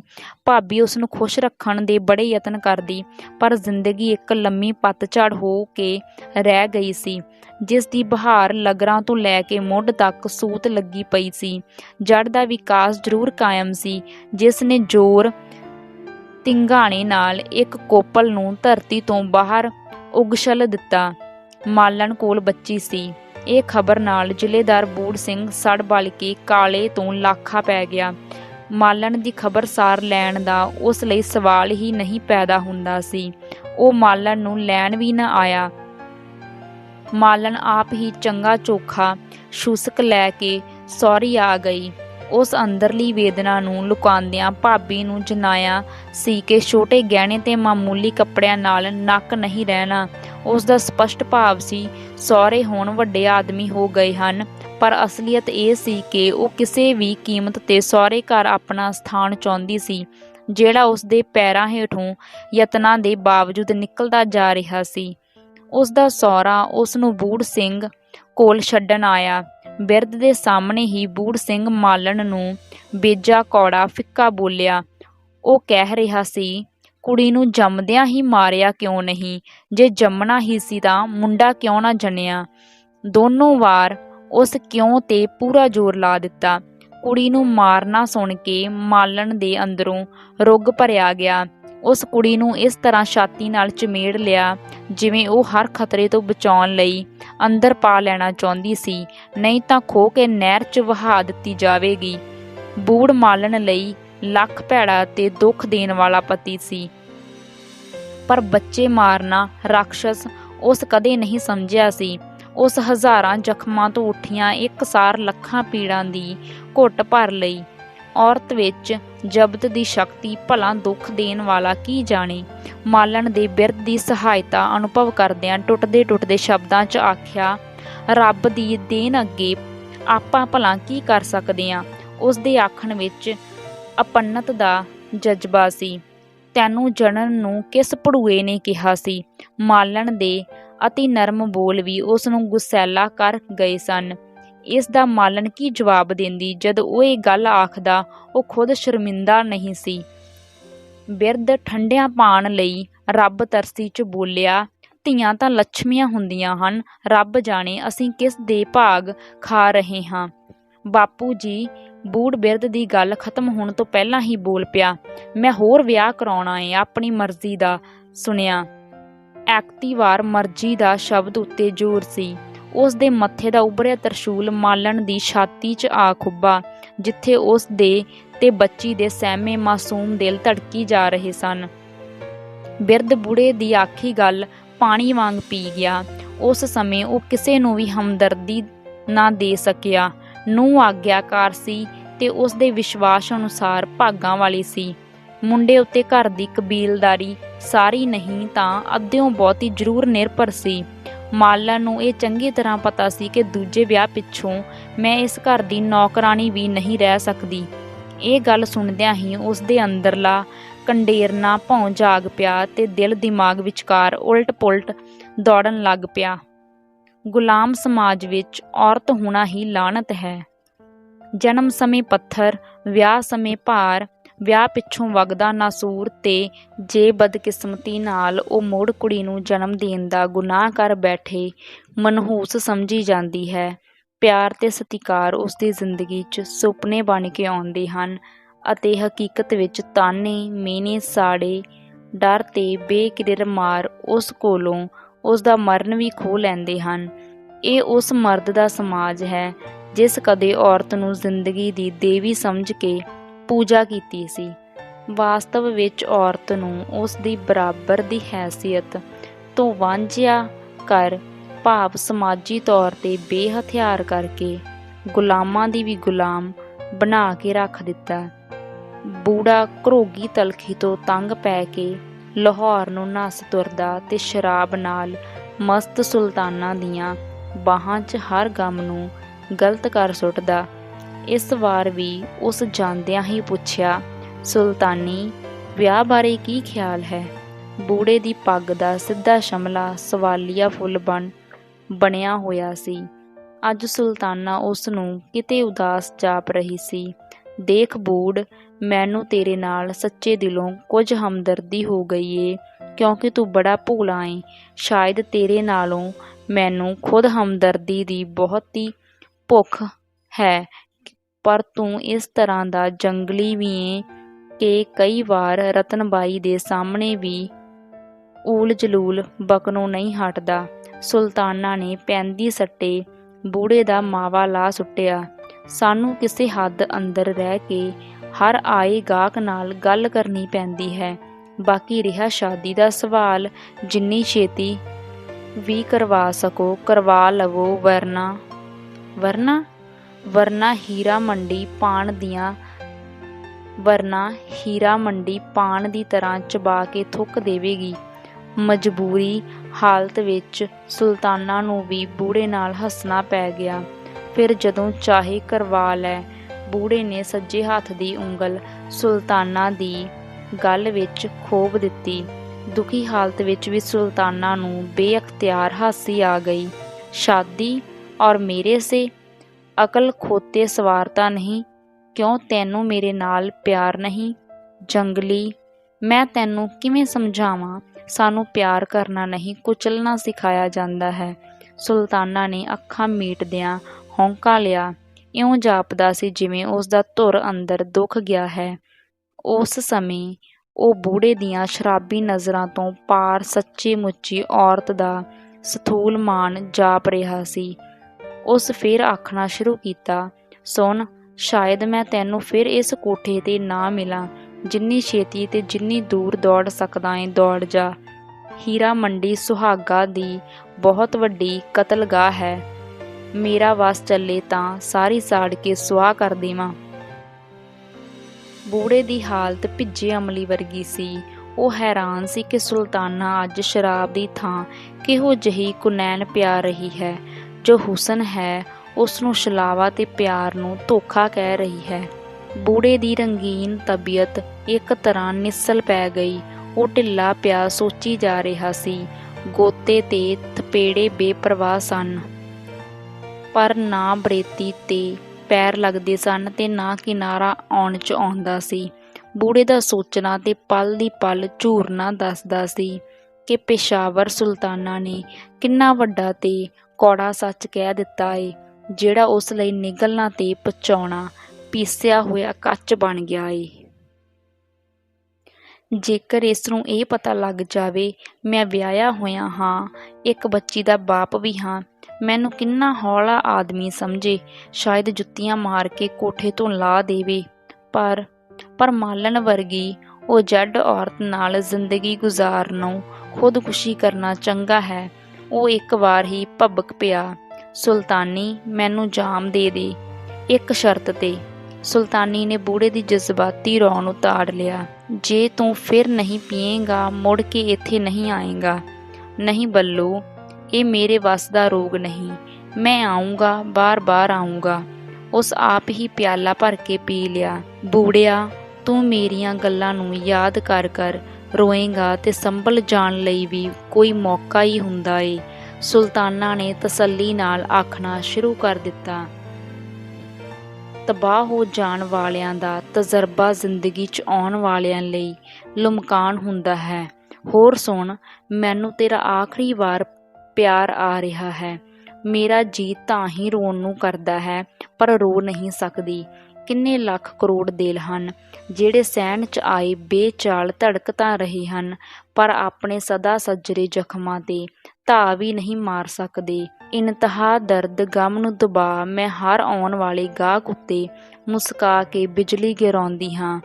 ਕੋਈ ਕੀ ਜਾਣੇ ਮੇਰੇ ਅੰਦਰਲੇ ਰੂਪ ਨੂੰ, ਕੌਣ ਜਾਣੇ? ਮੈਨੂੰ ਆਪਣੇ ਮਾਂ-ਬਾਪ ਦਾ ਕੱਖ ਪਤਾ ਨਹੀਂ, ਕੌਣ ਸਨ, ਕਿੱਥੇ ਸਨ। ਜਿਸ ਮੈਨੂੰ ਥੋੜ੍ਹਾ ਬਹੁਤ ਜਾਣਿਆ, ਹਮਦਰਦੀ ਦਿੱਤੀ, ਜ਼ਿੰਦਗੀ ਦੀ ਅਹਿਮੀਅਤ ਜਗਾਉਣ ਵਾਲਾ ਪਿਆਰ ਦਿੱਤਾ, ਉਹ ਮੇਰਾ ਮਹਿਬੂਬ ਪਿਛਲੇ ਹਫ਼ਤੇ ਬੜੀ ਬੇਰਹਿਮੀ ਨਾਲ ਕਤਲ ਕਰਵਾ ਦਿੱਤਾ ਗਿਆ। ਫਿਰ ਉਸ ਦੀਆਂ ਅੱਖਾਂ ਵਹਿ ਤੁਰੀਆਂ। ਬੂੜੇ ਨੂੰ ਇਸ ਤਰ੍ਹਾਂ ਜਾਪਿਆ ਜਿਵੇਂ ਇਹ ਝੀਲਾਂ ਦਰਿਆ ਹੋ ਗਈਆਂ ਹਨ ਤੇ ਬਹੁਤ ਛੇਤੀ ਇਹ ਦਰਿਆ ਤੂਫਾਨ ਬਣ ਜਾਣਗੇ। ਫਿਰ ਪਤਾ ਨਹੀਂ ਕੌਣ ਬਚੇ ਕੌਣ ਨਾ ਬਚੇ। ਬੂੜੇ ਦੇ ਦਿਮਾਗ 'ਚ ਸੀ ਸੁਲਤਾਨਾ ਦਾ ਸਿਰਫ ਮੈਂ ਹੀ ਆਸ਼ਿਕ ਹਾਂ।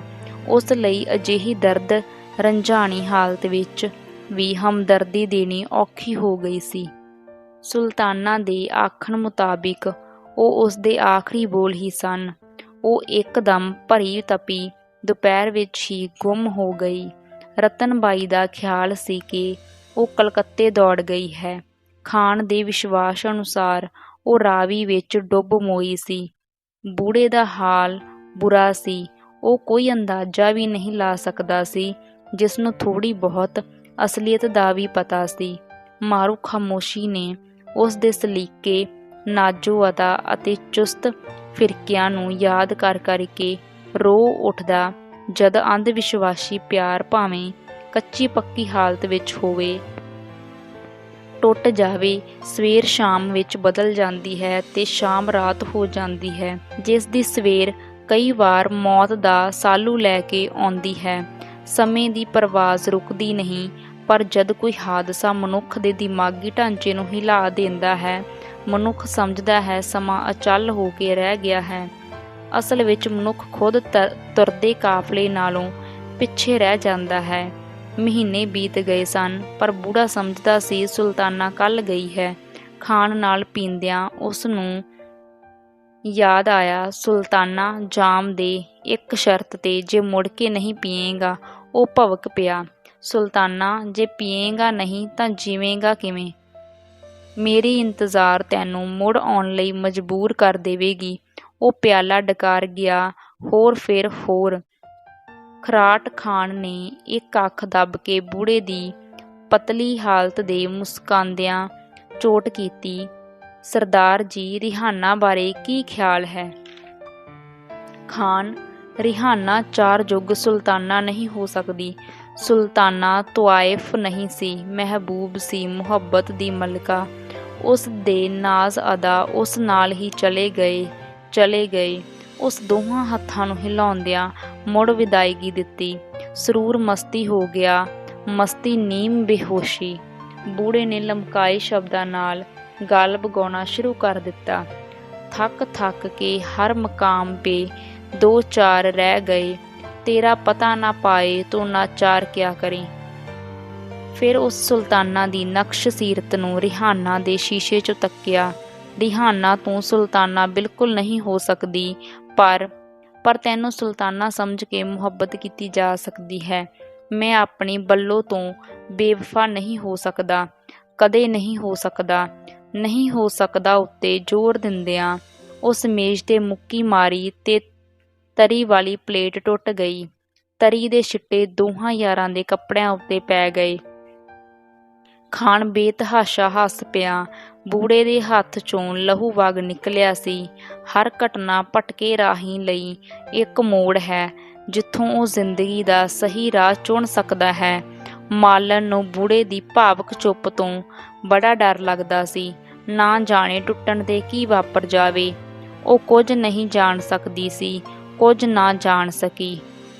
ਉਹ ਹਰ ਹੁਕਮ 'ਤੇ ਹੱਥ ਦੀ ਪੱਖੀ ਵਾਂਗ ਫਿਰਦੀ। ਆਪਣੀ ਕੀਮਤ ਦਾ ਅਹਿਸਾਸ ਤਾਂ ਕਿਤੇ ਰਿਹਾ। ਉਸ ਕਦੇ ਵਰਤੋਂ ਦੀਆਂ ਚੀਜ਼ਾਂ ਨਾਲ ਵੀ ਮੁਕਾਬਲਾ ਨਹੀਂ ਕੀਤਾ ਸੀ, ਪਰ ਬੂੜੇ ਦੀਆਂ ਨਜ਼ਰਾਂ ਤੋਂ ਓਲੇ ਬੱਚੀ ਦੀ ਦੁਨੀਆ ਉਸ ਦੇ ਸਾਰੇ ਗਮ ਤੇ ਡਰ ਇੱਕ ਇੱਕ ਕਰਕੇ ਨੋਚ ਲੈਂਦੀ। ਜਦ ਉਹ ਮਮਤਾ 'ਚ ਆ ਕੇ ਲੋਰੀ ਗਾਉਂਦੀ, ਆਲੇ ਦੁਆਲੇ ਦੀ ਹਰ ਚੀਜ਼ ਜਿਉਂਦੀ ਤੇ ਧੜਕਦੀ ਪ੍ਰਤੀਤ ਹੁੰਦੀ। ਪਿਆਰ ਦੇ ਚੁੰਮਣਾਂ ਵਿੱਚ ਲਾਲ ਗੁਲਾਲ ਮੁਸਕਾਂਦੀ ਜ਼ਿੰਦਗੀ ਜੋ ਕੁਦਰਤ ਦੀ ਦੇਣ ਹੈ, ਕਤਲਗਾਹ ਵਿੱਚ ਵੀ ਜਵਾਨ ਹੁੰਦੀ ਹੈ। ਪਿਆਰ ਜੋ ਜ਼ਿੰਦਗੀ ਦਾ ਆਪਣਾ ਸੁਭਾਅ ਹੈ, ਕੈਦ ਵਿੱਚ ਵੀ ਪ੍ਰਵਾਨ ਚੜ੍ਹਦਾ ਹੈ। ਨਹਿਰ ਦੇ ਪਾਣੀ ਵਿੱਚ ਹਵਾ ਦੇ ਫਰਾਟਿਆਂ ਨੇ ਨਾਚ ਕਰਦਾ ਰੰਗਲਾ ਵਹਾਅ ਪੈਦਾ ਕਰ ਦਿੱਤਾ ਸੀ। ਕੰਮ ਕਰਨ ਦਾ ਬੂੜੇ ਦਾ ਜੀ ਨਹੀਂ ਕਰਦਾ ਸੀ, ਪਰ ਜੀ ਭਿਆਣੇ ਕੁਝ ਤਾਂ ਕਰਨਾ ਹੀ ਪੈਂਦਾ ਹੈ। ਖੁੱਲ੍ਹੇ ਖਰਚ ਲਈ ਨਿਰੀ ਤਨਖਾਹ ਕੀ ਅਹਿਮੀਅਤ ਰੱਖਦੀ ਸੀ। 2 ਮਹੀਨੇ ਪਿੱਛੋਂ ਉਹਨਾਂ ਦੇ ਡਿਵੀਜ਼ਨ 'ਚ ਤਬਦੀਲੀਆਂ ਦਾ ਚੱਕਰ ਚੱਲ ਪਿਆ। ਉਸ ਦੇ ਮੋਹਤਮ ਨੂੰ ਸਰਹੰਦ ਡਿਵੀਜ਼ਨ 'ਚ ਭੇਜ ਦਿੱਤਾ ਅਤੇ ਉਸ ਨੂੰ ਚੁੱਕ ਕੇ ਲਾਹੌਰ ਦੇ ਹੋਰ ਨੇੜੇ ਕਰ ਦਿੱਤਾ। ਫਿਰ ਸੁਲਤਾਨਾ ਦੀ ਥਾਂ ਰਿਹਾਨਾ ਮੁਹੱਬਤ ਦੀ ਮਲਿਕਾ ਬਣ ਗਈ। ਰਿਸ਼ਵਤ ਪਹਿਲਾਂ ਵਾਂਗ ਹੀ ਜਾਰੀ ਸੀ। ਉਸ ਇੱਕ ਪਲ ਲਈ ਵੀ ਇਹ ਨਾ ਸੋਚਿਆ ਕਿ ਕਿੱਲਾ ਪੁੱਟਿਆ ਗਿਆ ਏ। ਡਰਾਫਟਮੈਨ ਨਾਲ ਅਣਬਣ ਹੋ ਜਾਣ 'ਤੇ ਉਸ ਦਾ ਇੱਕ ਹੋਰ ਪੋਲ ਖੋਲ੍ਹਿਆ ਗਿਆ। ਉਸ ਨੂੰ ਨੌਕਰੀ ਤੋਂ ਵੱਖ ਨਾ ਕੀਤਾ ਗਿਆ, ਪਰ ਮਹਿਕਮਾਨਾ ਕਾਰਵਾਈ ਸ਼ੁਰੂ ਹੋ ਗਈ। ਜ਼ਿਲ੍ਹੇਦਾਰ ਨੇ ਮੁੜ ਆਪਣੇ ਮੁਹਤਮ ਦੇ ਪੈਰ ਜਾ ਫੜੇ। ਉਸ ਸਿਫਾਰਸ਼ੀ ਚਿੱਠੀ 'ਚ ਮੌਕੇ ਦੇ ਮੁਹਤਮ ਨੂੰ ਲਿਖਿਆ, ਮੁੰਡਾ ਆਪਣਾ ਬਰਖੁਰਦਾਰ ਹੈ, ਜਿਵੇਂ ਆਖੋਗੇ ਕੰਮ ਦੇਵੇਗਾ। ਇੰਨੀ ਗੱਲ ਨਾਲ ਹੀ ਡਰਾਫਟਮੈਨ ਤੇ ਉਸ ਦੀਆਂ ਗਵਾਹੀਆਂ ਝੂਠੀਆਂ ਪੈ ਗਈਆਂ। ਜ਼ਿਲ੍ਹੇਦਾਰ ਲਈ ਨਵਾਂ ਖਸਮ ਪੈਦਾ ਹੋ ਗਿਆ। ਕੁੱਬੇ ਨੂੰ ਲੱਤ ਸੂਤ ਆ ਗਈ। ਬੂੜ ਨੂੰ ਜ਼ਿੰਦਗੀ 'ਚ ਮੁੜ ਇਕਸਾਰਤਾ ਮਿਲ ਗਈ। ਵਿਆਹ ਦਾ ਖਿਆਲ ਉਸ ਦੇ ਦਿਮਾਗ 'ਚੋਂ ਨਿਕਲਿਆ ਨਹੀਂ ਸੀ, ਪਰ ਪਿੰਡ ਜਾ ਕੇ ਉਹ ਘਰਦਿਆਂ ਨੂੰ ਮਨਾ ਵੀ ਨਹੀਂ ਸਕਿਆ ਸੀ। ਜਿਸ ਪਿੰਡ ਵਿੱਚ ਪਲ ਕੇ ਉਹ ਜਵਾਨ ਹੋਇਆ ਸੀ, ਹੁਣ ਉਸ ਦਾ ਹਰ ਦ੍ਰਿਸ਼ ਉਸ ਨੂੰ ਗੰਦਾ ਲੱਗਦਾ ਸੀ। ਪਸ਼ੂਆਂ ਦੇ ਗੋਹੇ ਦੀ ਦੁਰਗੰਧੀ ਉਸ ਨੂੰ ਇੱਕਦਮ ਹੋੜ ਦਿੰਦੀ ਸੀ। ਨਾਲ ਖੇਡੇ ਸਾਥੀਆਂ ਤੇ ਹਾਣੀਆਂ ਦੇ ਬੋਲ ਅਸਭਿਆ ਜਾਪਦੇ ਸਨ। ਉਹ ਕਿਹੋ ਜਿਹੇ ਵਾਤਾਵਰਨ ਵਿੱਚ ਆ ਗਿਆ। ਕਿੱਥੇ ਰਿਹਾਨਾ ਦਾ ਨਿੱਘਾ, ਸੁਗੰਧਤ ਤੇ ਸੁਰੀਲਾ ਸਾਥ। ਸੁਲਤਾਨਾ ਵਰਗੀ ਇੱਕ ਵੀ ਕੁੜੀ ਉਸ ਦੀ ਨਜ਼ਰੋਂ ਨਹੀਂ ਲੰਘੀ ਸੀ। ਮਾਮੂਲੀ ਕੁੜੀ ਨਾਲ ਵਿਆਹ ਕਰਵਾ ਕੇ ਉਹ ਹੋਰ ਜੰਜਾਲ ਨਹੀਂ ਵਧਾ ਸਕਦਾ ਸੀ। ਮਨਪਸੰਦ ਕੁੜੀ ਤੋਂ ਬਿਨਾਂ ਉਸ ਨੂੰ ਜ਼ਿੰਦਗੀ ਵਿੱਚ ਹੋਰ ਹਰ ਤਰ੍ਹਾਂ ਤਸੱਲੀ ਤੇ ਆਰਾਮ ਸੀ। ਜੇਕਰ ਉਸ ਨੂੰ ਮਨਭਾਉਂਦੀ ਕੁੜੀ ਨਹੀਂ ਮਿਲ ਰਹੀ ਸੀ, ਤਦ ਇਸ ਗੁੱਸੇ ਦਾ ਨਜ਼ਲਾ ਵੀ ਮਾਲਣ ਉੱਤੇ ਹੀ ਕੱਢਿਆ ਜਾਂਦਾ। ਮਾਲਣ ਚੁੱਪਚਾਪ ਕੋਲੂ ਦੇ ਬੈਲ ਵਾਂਗ ਸਫ਼ਰ ਤੈਅ ਕਰੀ ਜਾ ਰਹੀ ਸੀ। ਉਸ ਦੀ ਬੱਚੀ 2 ਸਾਲ ਦੀ ਹੋਣ ਵਾਲੀ ਸੀ, ਪਰ ਬੂੜ ਸਿੰਘ ਨੇ ਪਿਤਾ ਦੀ ਹੈਸੀਅਤ ਵਿੱਚ ਪਿਆਰ ਨਾਲ ਚੁੱਕਣਾ ਤਾਂ ਕੀ, ਇੱਕ ਵਾਰ ਬੁਲਾਇਆ ਤੱਕ ਨਹੀਂ ਸੀ। ਸਤਵੰਤ ਲਈ ਉਸ ਦਾ ਪਿਓ ਇੱਕ ਹਊਆ ਸੀ, ਜਿਸ ਤੋਂ ਡਰੀ ਸਹਿਮੀ ਉਹ ਨੱਠ ਕੇ ਆਪਣੀ ਬੇਜੀ ਦੀ ਛਾਤੀ ਵਿੱਚ ਆ ਲੁਕਦੀ। ਮਾਲਣ ਹੁਣ ਮੁੜ ਉਮੀਦਵਾਰ ਵਿੱਚ ਸੀ। ਬੂੜ ਉਸ ਨੂੰ ਗਰਭਵਤੀ ਤੱਕ ਕੇ ਖਿੱਝਣ ਉਪਰੰਤ ਚੀਕਣ ਵੀ ਲੱਗ ਪਿਆ। ਉਸ ਨੂੰ ਆਪਣੀ ਮੰਜ਼ਿਲ ਦੂਰ ਹੀ ਦੂਰ ਹੁੰਦੀ ਪ੍ਰਤੀਤ ਹੋ ਰਹੀ ਸੀ। ਉਸ ਮਾਲਣ ਨੂੰ ਗੰਦੀਆਂ ਗਾਲਾਂ ਦੀ ਵਰਤੋਂ ਵੀ ਸ਼ੁਰੂ ਕਰ ਦਿੱਤੀ ਸੀ। ਇਹ ਇਤਨਾ ਹੀ ਸੀ ਜਿਸ ਮਾਲਣ ਦੇ ਜ਼ਬਤ ਸਬਰ ਤੇ ਦਰਗਾਹੀ ਚੁੱਪ ਨੂੰ ਤੋੜ ਕੇ ਰੱਖ ਦਿੱਤਾ। ਭਲਾ ਜੀ, ਇਸ ਵਿੱਚ ਮੇਰਾ ਕੀ ਕਸੂਰ ਹੈ, ਹਰਾਮਜ਼ਾਦੀ? ਜ਼ਿਲ੍ਹੇਦਾਰ ਨੇ ਤਾੜ ਕਰਦਿਆਂ ਇੱਕ ਥੱਪੜ ਜੜ ਦਿੱਤਾ। ਤੈਨੂੰ ਹੁਣ ਸਾਹਮਣੇ ਬੋਲਣਾ ਵੀ ਆ ਗਿਆ? ਉਸ ਦੇ ਦਿਮਾਗ ਵਿੱਚ ਸੀ, ਇੱਕ ਪੱਥਰ ਸਹਿ ਸਭ ਕੁਝ ਸਕਦਾ ਹੈ, ਪਰ ਕੁਝ ਕਹਿ ਨਹੀਂ ਸਕਦਾ। ਸਤਵੰਤ ਦਾ ਸਾਹ ਰੁਕ ਗਿਆ। ਉਸ ਢੇਰ ਸਾਰੇ ਸਮੇਂ ਪਿੱਛੋਂ ਲੇਰ ਮਾਰੀ। ਮਾਲਣ ਨੇ ਵਗ ਆਏ ਹੰਝੂਆਂ ਨੂੰ ਪੂਰੇ ਤਾਣ ਨਾਲ ਰੋਕਣ ਦਾ ਯਤਨ ਕੀਤਾ। ਮਾਰੋ ਭਾਵੇਂ ਛੱਡੋ, ਮੈਂ ਤਾਂ ਤੁਹਾਡੇ ਚਰਨਾਂ ਵਿੱਚ ਹੀ ਦਿਨ ਪੂਰੇ ਕਰਨੇ ਐ। ਬਸ ਅੱਜ ਹੀ ਨੌਕਰ ਨਾਲ ਪੇਕੇ ਚਲੀ ਜਾ, ਮੈਨੂੰ ਤੇਰੀ ਲੋੜ ਨਹੀਂ। ਉਸ ਦਾ ਚਿਹਰਾ ਲੋਹਾ ਲਾਖਾ ਹੋਇਆ ਪਿਆ ਸੀ। ਉਸ ਦੇ ਮੱਥੇ ਦਾ ਤਰਸ਼ੂਲ ਬਿੱਛੂ ਦੀ ਸ਼ਕਲ ਵਿੱਚ ਵੱਟਦਾ ਜਾ ਰਿਹਾ ਸੀ। ਲੈ ਆਖਰੀ ਸੁਣ ਲੈ, ਜੇ ਤੂੰ ਫਿਰ ਕੁੜੀ ਜੰਮੀ, ਇੱਥੇ ਆਉਣ ਦੀ ਖੇਚਲ ਨਾ ਕਰੀ। ਉਸ ਧੱਫ ਕਰਦਿਆਂ ਪੈਰ ਜ਼ਮੀਨ 'ਤੇ ਮਾਰਿਆ। ਚੰਬੇਲੀ ਦੀ ਮਾਸੂਮ ਕਲੀਆਂ ਭਰੀ ਡਾਲ ਹੇਠਾਂ ਕੁਚਲੀ ਗਈ। ਮਾਲਣ ਦੀ ਨੀਵੀਂ ਨਜ਼ਰ ਕੁਚਲੀ ਡਾਲ ਅਤੇ ਬੂਟ ਤੋਂ ਝੜੀ ਗਰਦ ਉੱਤੇ ਜੰਮੀ ਹੋਈ ਸੀ। ਜੇ ਤੂੰ ਮਾਂ ਨਾ ਹੀ ਜੰਮਦੀ, ਕੀ ਥੁੜਿਆ ਸੀ ਇਸ ਜੰਮਣ ਖੁਣੋਂ? ਜੰਮੀ ਸੀ ਮਾਰ ਹੀ ਛੱਡਦੀ। ਘੱਟ ਤੋਂ ਘੱਟ ਮੈਂ ਸਤਵੰਤ ਨੂੰ ਹੀ ਨਾ ਜੰਮਦੀ। ਕਿੰਨੇ ਦੁੱਖਾਂ ਦੇ ਕਸ਼ਟਾਂ ਨਾਲ ਮੈਂ ਉਸ ਨੂੰ ਜਨਮਿਆ। ਖ਼ਬਰੇ ਮੇਰੀ ਮਾਂ ਮੇਰੇ ਨਾਲੋਂ ਵੀ ਵਧੇਰੇ ਦੁਖੀ ਹੋਈ ਹੋਵੇ। ਸੂਲੀ ਚੜ੍ਹ ਜਾਣ ਤੱਕ ਵੀ ਜੇ ਮੈਂ ਸਤਵੰਤ ਨੂੰ ਨਹੀਂ ਮਾਰ ਸਕੀ, ਮੇਰੀ ਮਾਂ ਭਲਾ ਮੈਨੂੰ ਕਿਵੇਂ ਮਾਰ ਸਕਦੀ ਸੀ? ਦੁੱਖਾਂ ਨਪੀੜਿਆਂ ਮਨੁੱਖ ਨਿੱਤ ਮਰਨ ਲਈ ਸੋਚਦਾ ਹੈ, ਪਰ ਮਨੁੱਖ ਜਿਉਣ ਦਾ ਪੱਖ ਨਿੱਤ ਨਵੀਂ ਘਟਨਾ ਵਰਤਾ ਕੇ ਮਰਨ ਨੂੰ ਅੱਗੇ ਅਗੇਰੇ ਲਈ ਹਾਰ ਦੇਈ ਰੱਖਦਾ ਹੈ। 2 ਕਦਮਾਂ ਭਟਕਣ ਪਿੱਛੋਂ ਮਾਲਣ ਨੇ ਫਿਰ ਪੂਰਬੀ ਬਿਰਧ ਅਨੁਸਾਰ ਚੁੱਪ ਸੜਕ ਉੱਤੇ ਸਫ਼ਰ ਸ਼ੁਰੂ ਕਰ ਦਿੱਤਾ। ਭਾਵੇਂ ਛੁੱਟਣ ਹੋਣ ਤੇ ਝੋਰੇ ਵਿੱਚ ਭੋਰਾ ਫਰਕ ਨਹੀਂ ਆਇਆ ਸੀ, ਪਰ ਇਸ ਟੱਕਰ ਵਿੱਚ ਇੱਕ ਨਵੀਂ ਆਸ ਨੇ ਜ਼ਰੂਰ ਜਨਮ ਲਿਆ ਸੀ। ਜੇ ਮੈਨੂੰ ਮੁੰਡਾ ਹੋ ਜਾਵੇ, ਵਸਦੀ ਰਹਿ ਜਾਵਾਂ। ਉਹ ਭਗਵਾਨ ਦੀ ਰਜੋਈ ਵਿੱਚ ਹਰ ਪਲ ਗੋਡਿਆਂ ਭਾਰ ਰਹਿੰਦੀ। ਕੰਬਲੀ ਵਾਲੇ ਸੰਤਾਂ ਦੇ ਡੇਰੇ ਉਸ ਪਾਠ ਸੁੱਖਿਆ। ਉਹ ਕਿਸੇ ਵੀ ਕੀਮਤ 'ਤੇ ਮੁੰਡਾ ਹਾਸਲ ਕਰਨ ਲਈ ਤਿਆਰ ਸੀ, ਪਰ ਉਸ ਨੂੰ ਇੱਕ ਵੀ ਸਾਧਨ ਇਸ ਤਰ੍ਹਾਂ ਦਾ ਨਾ ਮਿਲਿਆ ਜਿਹੜਾ ਦਿਨੋਂ ਦਿਨ ਖੁਰਦੀ ਦਾ ਬੰਨ ਬਣ ਸਕਦਾ। ਥੋੜ੍ਹੇ ਦਿਨਾਂ ਪਿੱਛੋਂ ਹੀ ਉਹ ਨੌਕਰ ਨਾਲ ਪੇਕੀ ਆ ਗਈ। ਭਾਵੇਂ ਜਣੇਪੇ ਵਿੱਚ 3 ਮਹੀਨੇ ਪਏ ਸਨ, ਪਰ ਉਸ ਪੇਕੀ ਆ ਕੇ ਢੇਰ ਤਸੱਲੀ ਅਨੁਭਵ ਕੀਤੀ।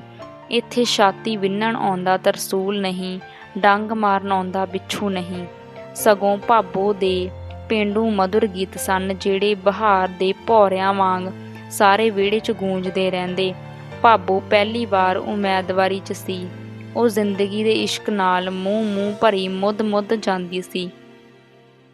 ਖੁਸ਼ੀਆਂ ਭਰੇ ਖੇੜੇ 'ਚ ਆ ਕੇ ਮਾਲਣ ਦਾ ਅਹਿਸਾਸ ਜਿਊਣ ਲਈ ਤਰਸ ਗਿਆ, ਬਲਵਾਨ ਹੋ ਗਿਆ।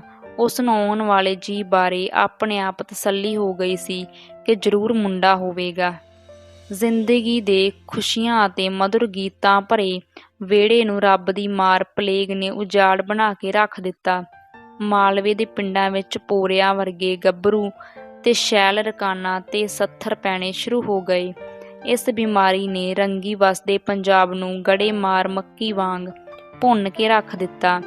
ਜੱਲੀਆਂ ਪਾਉਂਦੇ ਘਰਾਂ ਵਿੱਚ ਭੈਭੀਤ ਹਨੇਰਾ ਪਸਰਿਆ ਹੋਇਆ ਸੀ ਤੇ ਮਸਾਨਾਂ ਦੇ ਚਾਨਣ ਵਿੱਚ ਕੁੰਦਨ ਵਰਗੀਆਂ ਜਵਾਨੀਆਂ ਤੜਾਕ ਸੜੀ ਜਾ ਰਹੀਆਂ ਸਨ। ਛੂਤ ਦੀ ਇਸ ਨਾਮੁਰਾਦ ਬਿਮਾਰੀ ਨੇ ਘਰਾਣਿਆਂ ਦੇ ਘਰਾਣੇ ਮੁਕਾ ਦਿੱਤੇ।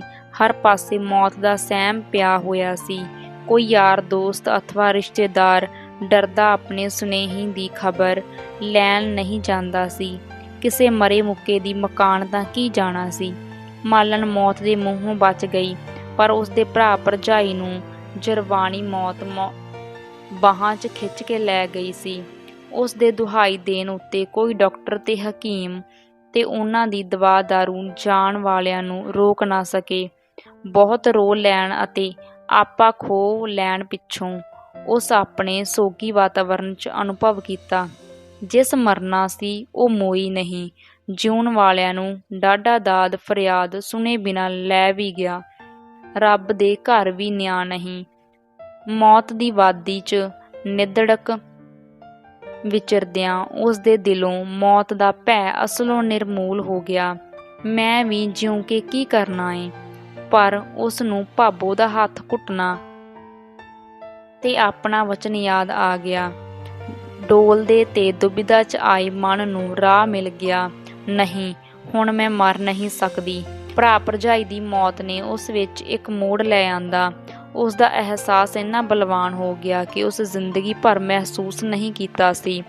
ਮੌਤ ਵੱਲੋਂ ਮੂੰਹ ਮੋੜ ਮਹਾਨ ਆਦਰਸ਼ ਨੂੰ ਜਿੱਤਣ ਲਈ ਅਤੇ ਭਰਾ ਭਰਜਾਈ ਦੇ ਪਿਆਰ ਨੂੰ ਕਾਇਮ ਰੱਖਣ ਲਈ ਜਿਉਣਾ ਉਸ ਲਈ ਕੁਦਰਤੀ ਲੋੜ ਬਣ ਗਿਆ।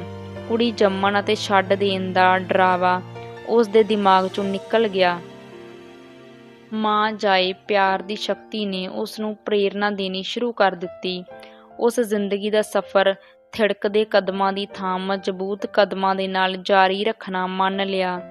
ਇੱਕ ਬੱਚੀ ਨੂੰ ਛਾਤੀ ਤੇ ਦੂਜੀ ਨੂੰ ਉਂਗਲ ਲਾਈ ਉਹ ਸਹੁਰੇ ਘਰ ਆ ਗਈ। ਸੱਸ ਇਸ ਬਿਮਾਰੀ 'ਚ ਚਾਲੇ ਪਾ ਗਈ ਸੀ। ਸਾਂਝ ਘਰ ਵਿੱਚ ਉਸ ਦੀਵਾ ਡੰਗਿਆ। ਬੱਚਿਆਂ ਨੇ ਲੰਮੀ ਵੀਰਾਨੀ ਨੂੰ ਵਿਦਾ ਆਖੀ। ਸਹੁਰੇ ਨੇ ਉਸ ਦੇ ਅਤੇ ਬੱਚਿਆਂ ਦੇ ਸਿਰ ਉੱਤੇ ਹੱਥ ਫੇਰਦਿਆਂ ਅਨੁਭਵ ਕੀਤਾ, ਮੈਂ ਕੁਝ ਦਿਹਾੜੇ ਤੁਹਾਡੇ ਸਦਕਾ ਹੋਰ ਜੀ ਸਕਾਂਗਾ। ਮਾਲਣ ਨੇ ਮਰਨ ਵਾਲਿਆਂ ਨੂੰ ਯਾਦ ਕਰਕੇ ਰੋਣਾ ਚਾਹਿਆ, ਪਰ ਸਹੁਰੇ ਨੇ ਵੇਲੇ ਸਿਰ ਹਮਦਰਦੀ ਜਤਾਈ। ਬੀਬਾ, ਅਸੀਂ ਰੱਬ ਦੀ ਰਜ਼ਾ ਨੂੰ ਕਿਵੇਂ ਮੋੜ ਸਕਦੇ ਹਾਂ? ਬਸ ਸਬਰ ਕਰੋ। ਰੋਣ ਨਾਲ ਕੌਣ ਮੁੜਿਆ ਹੈ ਭਲਾ? ਬਸ ਪੁੱਤਰੀ, ਉੱਠ ਤੇ ਬੱਚਿਆਂ ਦਾ ਖਿਆਲ ਕਰ।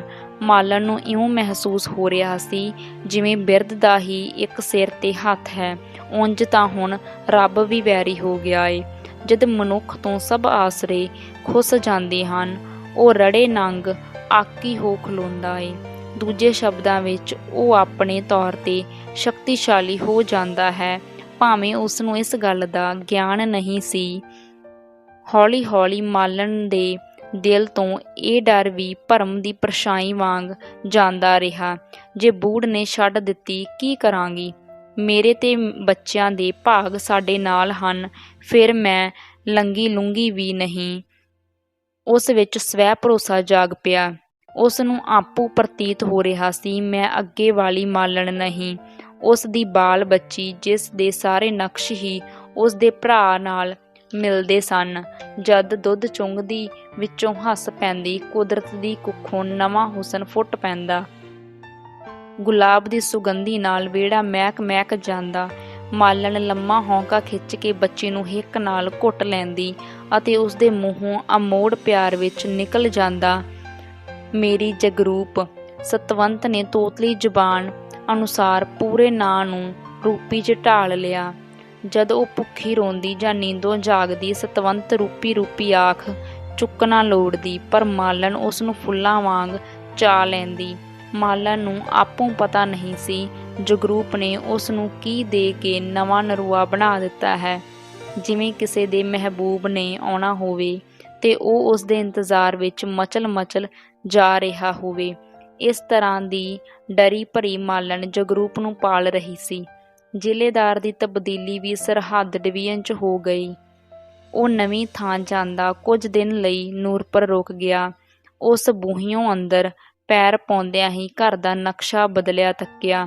ਸਫਾਈ, ਭਾਂਡਿਆਂ ਦੀ ਤਰਤੀਬ, ਗੱਲ ਕੀ ਹਰ ਚੀਜ਼ ਮੂੰਹੋਂ ਬੋਲ ਕੇ ਕਹਿ ਰਹੀ ਸੀ, ਮੈਨੂੰ ਕਿਸੇ ਸੁੱਘੜ ਰਕਾਨ ਨੇ ਸਜਾਇਆ ਹੈ। ਮਾਲਣ ਵੀ ਪਹਿਲਾਂ ਵਰਗੀ ਮਾਲਣ ਨਹੀਂ ਰਹੀ ਸੀ, ਪਰ ਬੂੜ ਨੇ ਉਸ ਨੂੰ ਬੁਲਾਇਆ ਨਾ। 2 ਕਦਮਾਂ ਅੱਗੇ ਵੱਧ ਕੇ ਹੱਥ ਜੋੜਦਿਆਂ ਮਾਲਣ ਨੇ ਸਤਿ ਸ਼੍ਰੀ ਅਕਾਲ ਆਖੀ ਤੇ ਉਸ ਦੇ ਨਾਲ ਹੀ ਸਤਵੰਤ ਨੇ ਵੀ ਹੱਥ ਚੁੱਕਦਿਆਂ ਸਤਿ ਸ਼੍ਰੀ ਅਕਾਲ ਬੁਲਾਈ। ਜਾਪਦਾ ਸੀ ਸਤਵੰਤ ਨੂੰ ਬਹੁਤ ਕੁਝ ਸਿਖਾਇਆ ਗਿਆ ਹੈ। ਬਾਵਜੂਦ 100 ਗੁੱਸੇ ਗਿਲੇ ਦੇ ਬੂੜ ਮੁਸਕਾ ਕੇ ਸਤਵੰਤ ਦੇ ਚੱਪਤ ਮਾਰਨੋਂ ਨਾ ਰੁਕ ਸਕਿਆ। ਜੇ ਇਸ ਵਰਤਾਅ ਨੂੰ ਕੁਦਰਤੀ ਤੇ ਮਾਸੂਮ ਦੀ ਖਿੱਚ ਨਾ ਵੀ ਸਮਝਿਆ ਜਾਵੇ, ਤਦ ਇਸ ਦੇ ਪਿਛਵਾੜੇ ਅਜਿਹੀਆਂ ਠੋਸ ਸਮਾਜੀ ਘਟਨਾਵਾਂ ਸਨ ਜਿਹੜੀਆਂ ਕੁਝ ਇਸ ਤਰ੍ਹਾਂ ਉਲਝ ਚੁੱਕੀਆਂ ਸਨ, ਜਿਨ੍ਹਾਂ ਨੂੰ ਸੁਲਝਾਏ ਬਿਨਾਂ ਉਹ ਆਪਣੇ ਇਰਾਦਿਆਂ ਵਿੱਚ ਕਾਮਯਾਬ ਨਹੀਂ ਹੋ ਸਕਦਾ ਸੀ। ਇੱਕ ਤੋਂ ਪਿੱਛੋਂ ਦੂਜੀ ਘਟਨਾ ਨੇ ਉਸ ਨੂੰ ਯਕੀਨ ਕਰਵਾ ਦਿੱਤਾ ਸੀ ਕਿ ਅੱਗੇ ਵਧਣ ਦੀ ਥਾਂ ਹਾਲਤ ਉਸ ਨੂੰ ਪਿਛਾਂਹ ਧੱਕੀ ਜਾ ਰਹੇ ਹਨ। ਉਹ ਜ਼ਿੰਦਗੀ ਵਿੱਚ ਹਾਰੇ ਨੌਜਵਾਨ ਦੀ ਤਰ੍ਹਾਂ ਭਟਕ ਭਟਕ ਚਾਹ ਰਿਹਾ ਸੀ, ਕਾਸ਼ ਜ਼ਿੰਦਗੀ ਦੁਬਾਰਾ ਜਿਉਣ ਦਾ ਸੁਭਾਗ ਮਿਲ ਜਾਵੇ। ਪਰ ਇਹ ਅਜਿਹੀ ਝੂਠੀ ਕਲਪਨਾ ਸੀ ਜਿਹੜੀ ਉਸ ਦੇ ਆਪਣੇ ਵਿਸ਼ਵਾਸ ਅਨੁਸਾਰ ਵੀ ਪੂਰੀ ਨਹੀਂ ਹੋ ਸਕਦੀ ਸੀ। ਉਸ ਯਕੀਨ ਕਰ ਲਿਆ ਕਿ ਜ਼ਿੰਦਗੀ ਹੁਸੀਨ ਸੁਪਨੇ ਤੋਂ ਬਿਨਾਂ ਸਹੀ ਅਰਥਾਂ ਵਿੱਚ ਠੋਸ ਜੰਜਾਲ ਹੈ, ਜਿਸ ਵਿੱਚ ਖਾਹਿਸ਼ ਨਾ ਰੱਖਦਿਆਂ ਵੀ ਮਜਬੂਰ ਜਿਉਣਾ ਪੈਂਦਾ ਹੈ। ਇਸ ਤਰ੍ਹਾਂ ਦੇ ਵਿਚਾਰ ਰੱਖਦਿਆਂ ਵੀ ਉਸ ਆਪਣਾ ਰੋਹਬ ਬਣਾਈ ਰੱਖਣ ਲਈ ਮਾਲਣ ਨੂੰ ਕਿਹਾ, ਮੈਂ ਤੈਨੂੰ ਆਖਿਆ ਸੀ ਤੂੰ ਆਈ ਨਾ। ਜਵਾਬ ਦੀ ਕਾਹਲੀ ਤੋਂ ਪਹਿਲਾਂ ਮਾਲਣ ਨੇ ਆਖੇ ਸ਼ਬਦਾਂ ਨੂੰ ਤੋਲਿਆ, ਜਿਨ੍ਹਾਂ ਵਿੱਚ ਸਖਤੀ ਸੀ, ਕਟੁਤਾ ਨਹੀਂ ਸੀ, ਗਿਲਾ ਸੀ, ਪਰ ਨਰਮੀ ਤੋਂ ਖਾਲੀ ਵੀ ਨਹੀਂ ਸੀ।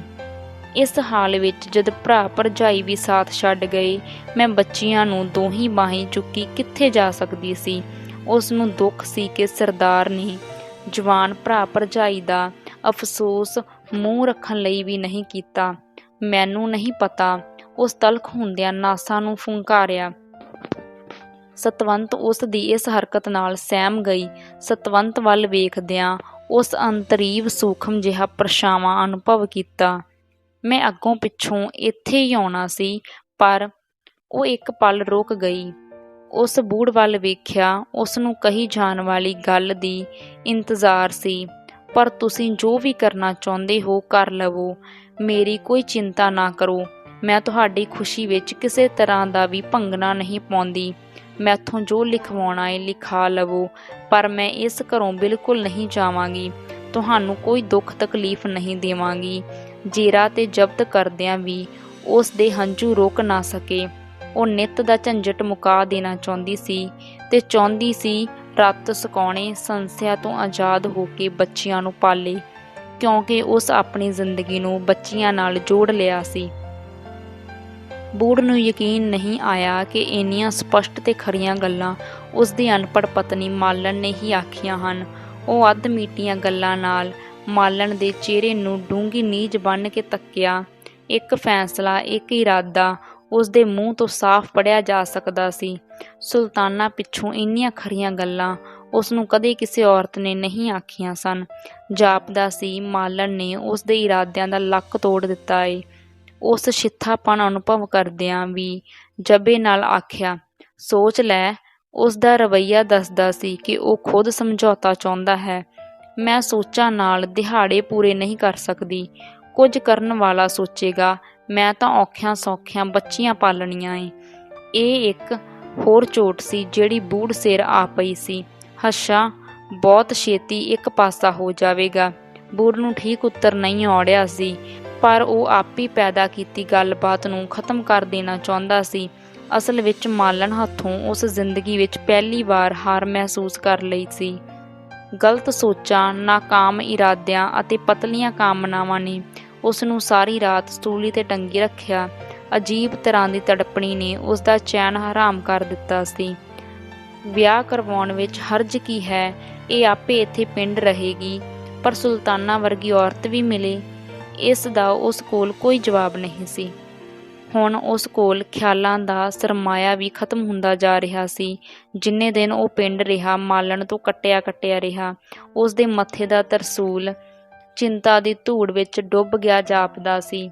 ਉਸ ਨੂੰ 100% ਯਕੀਨ ਸੀ, ਮੈਂ ਵਿਆਹ ਨਹੀਂ ਕਰਵਾ ਸਕਦਾ, ਪਰ ਉਸ ਆਪਣੀ ਬੇਵਕੂਫੀ ਨਾਲ ਸਮਝੌਤੇ ਦਾ ਦਰਵਾਜ਼ਾ ਵੀ ਬੰਦ ਕਰ ਲਿਆ ਸੀ। ਮਾਲਣ ਤੋਂ ਚੋਰੀ ਉਹ ਬੱਚਿਆਂ ਨੂੰ ਨਫ਼ਰਤ ਤੇ ਪਿਆਰ ਦੀਆਂ ਸਾਂਝੀਆਂ ਤੱਕਾਂ ਨਾਲ ਵੇਖਦਾ, ਪਰ ਅੰਤ ਪਿਆਰ ਨਫ਼ਰਤ ਨੂੰ ਪਿਛਾੜ ਜਾਂਦਾ। ਜਾਣ ਤੋਂ ਪਹਿਲਾਂ ਉਸ ਇੱਕ ਪਲ ਚਾਹਿਆ ਮਾਲਣ ਨੂੰ ਬੁਲਾ ਲਵੇ, ਪਰ ਜਾਪਦਾ ਇਉਂ ਸੀ ਮਾਲਣ ਲੋਹਾ ਹੋ ਗਈ ਹੈ, ਜਿਹੜੀ ਮਾਮੂਲੀ ਸੱਟ ਨਾਲ ਨਹੀਂ ਸਗੋਂ ਪਿਘਲਾਇਆ ਹੀ ਮੁੜ ਸਕਦੀ ਹੈ। ਉਸ ਦੇ ਜਾਣ ਤੋਂ ਪਹਿਲੀ ਸ਼ਾਮ ਜਦ ਘਰ ਕੋਈ ਨਹੀਂ ਸੀ, ਜਗਰੂਪ ਸਵਾਤ ਵਿੱਚ ਸੁੱਤੀ ਪਈ ਸੀ ਤੇ ਬੂੜ ਮੰਜੇ ਉੱਤੇ ਝੁਕਿਆ ਉਸ ਨੂੰ ਦੇਖ ਰਿਹਾ ਸੀ। ਉਸ ਨੂੰ ਇਉਂ ਜਾਪ ਰਿਹਾ ਸੀ ਜਿਵੇਂ ਸਾਹ ਧੜਕਣ ਨਾਲ ਸੂਹਾ ਗੁਲਾਬ ਲਹਿਰਾ ਰਿਹਾ ਹੈ। ਉਸ ਬੱਚੇ ਨੂੰ ਜ਼ਿੰਦਗੀ ਭਰ ਇੰਨਾ ਨੇੜਿਓਂ ਨਹੀਂ ਦੇਖਿਆ ਸੀ। ਸੁੰਦਰਤਾ, ਕੋਮਲਤਾ ਤੇ ਸੁਗੰਧੀ ਨੇ ਪਿਆਰ ਦਾ ਠੋਸ ਰੂਪ ਧਾਰ ਕਰ ਲਿਆ ਸੀ। ਇਸ ਦੇ ਅੰਦਰ ਮਨੁੱਖਤਾ ਕਲਵਲ ਹੋ ਉੱਠੀ। ਉਹ ਚਾਹੁੰਦਾ ਸੀ ਇੱਕ ਵਾਰ ਜਗਰੂਪ ਨੂੰ ਚੁੱਕ ਕੇ ਛਾਤੀ ਨਾਲ ਲਾ ਲਵੇ। ਉਸ ਦੇ ਅੰਦਰ ਕੁਝ ਸੜੀ ਜਾ ਰਿਹਾ ਸੀ, ਪਰ ਐਨ ਮੌਕੇ 'ਤੇ ਉਸ ਦੀ ਚੋਰੀ ਫੜੀ ਗਈ। ਹਲਕੀ ਜਿਹੀ ਕੰਬਣੀ ਪਿੱਛੋਂ ਉਹ ਸਤੰਭ ਬਣ ਗਿਆ। ਮਾਲਣ ਦੀ ਖੁਸ਼ੀ ਇੱਕਦਮ ਜ਼ਬਤ ਦੀ ਦੀਵਾਰ ਤੋੜ ਦੇਣਾ ਚਾਹੁੰਦੀ ਸੀ, ਪਰ ਆਪਣੀ ਅਗਾਧ ਖੁਸ਼ੀ ਨੂੰ ਲੁਕਾਉਂਦਿਆਂ ਉਹ ਜਗਰੂਪ ਚੁੱਕ ਕੇ ਬੂੜ ਦੀਆਂ ਬਾਹਾਂ 'ਚ ਦੇ ਦਿੱਤੀ। ਬੂੜ ਅਕਲਾ ਕੇ ਰਹਿ ਗਿਆ। ਉਸ ਨੂੰ ਕੁਝ ਨਹੀਂ ਸੁੱਝ ਰਿਹਾ ਸੀ। ਤੇਰੀ ਇਹ ਕੁੜੀ ਤਾਂ ਸੋਹਣੀ ਹੈ, ਅਭੋਲ ਹੀ ਉਸ ਦੇ ਮੂੰਹੋਂ ਨਿਕਲ ਗਿਆ। ਮਾਪਿਆਂ ਲਈ ਸਾਰੇ ਬੱਚੇ ਹੀ ਸੋਹਣੇ ਹੁੰਦੇ ਹੈ। ਮਾਲਣ ਲਈ ਜਿਹੜੀ ਜ਼ਿੰਦਗੀ ਮਨਾ ਮੂੰਹ ਭਾਰੀ ਸੀ, ਇੰਨੀ ਹੌਲੀ ਫੁੱਲ ਕੇ ਹੋ ਗਈ ਕਿ ਇੱਕ ਛਾਲ ਵਿੱਚ 7 ਸਮੁੰਦਰ ਟੱਪ ਜਾਣ ਲਈ ਉਸ ਦੇ ਪਰ ਆਕੜ ਗਏ। ਬੂੜ ਇਸ ਘਟਨਾ ਨਾਲ ਬਾਹਰ ਮੁਖੀ ਸ਼ਰਮਿੰਦਾ ਸੀ। ਉਸ ਦੇ ਗਲਤ ਇਰਾਦਿਆਂ ਦੀ ਮੌਤ ਹੋ ਚੁੱਕੀ ਸੀ, ਪਰ ਉਸ ਦਾ ਹਿੰਡੀ ਮਰਦਾਊ ਜਬਾ ਹਾਲੇ ਵੀ ਖੱਲੜ ਪਾਈ ਫਿਰਦਾ ਸੀ। ਉਹ ਝੂਰਦਾ ਪਾਣੀ ਦੇ ਬੂਰ ਵਾਂਗ ਕਿਨਾਰੇ ਆ ਲੱਗਾ। ਮਾਲਣ ਲਈ ਉਹ ਰਾਤ ਸਹੀ ਅਰਥਾਂ 'ਚ ਸੁਹਾਗ ਰਾਤ ਬਣ ਕੇ ਆਈ ਸੀ।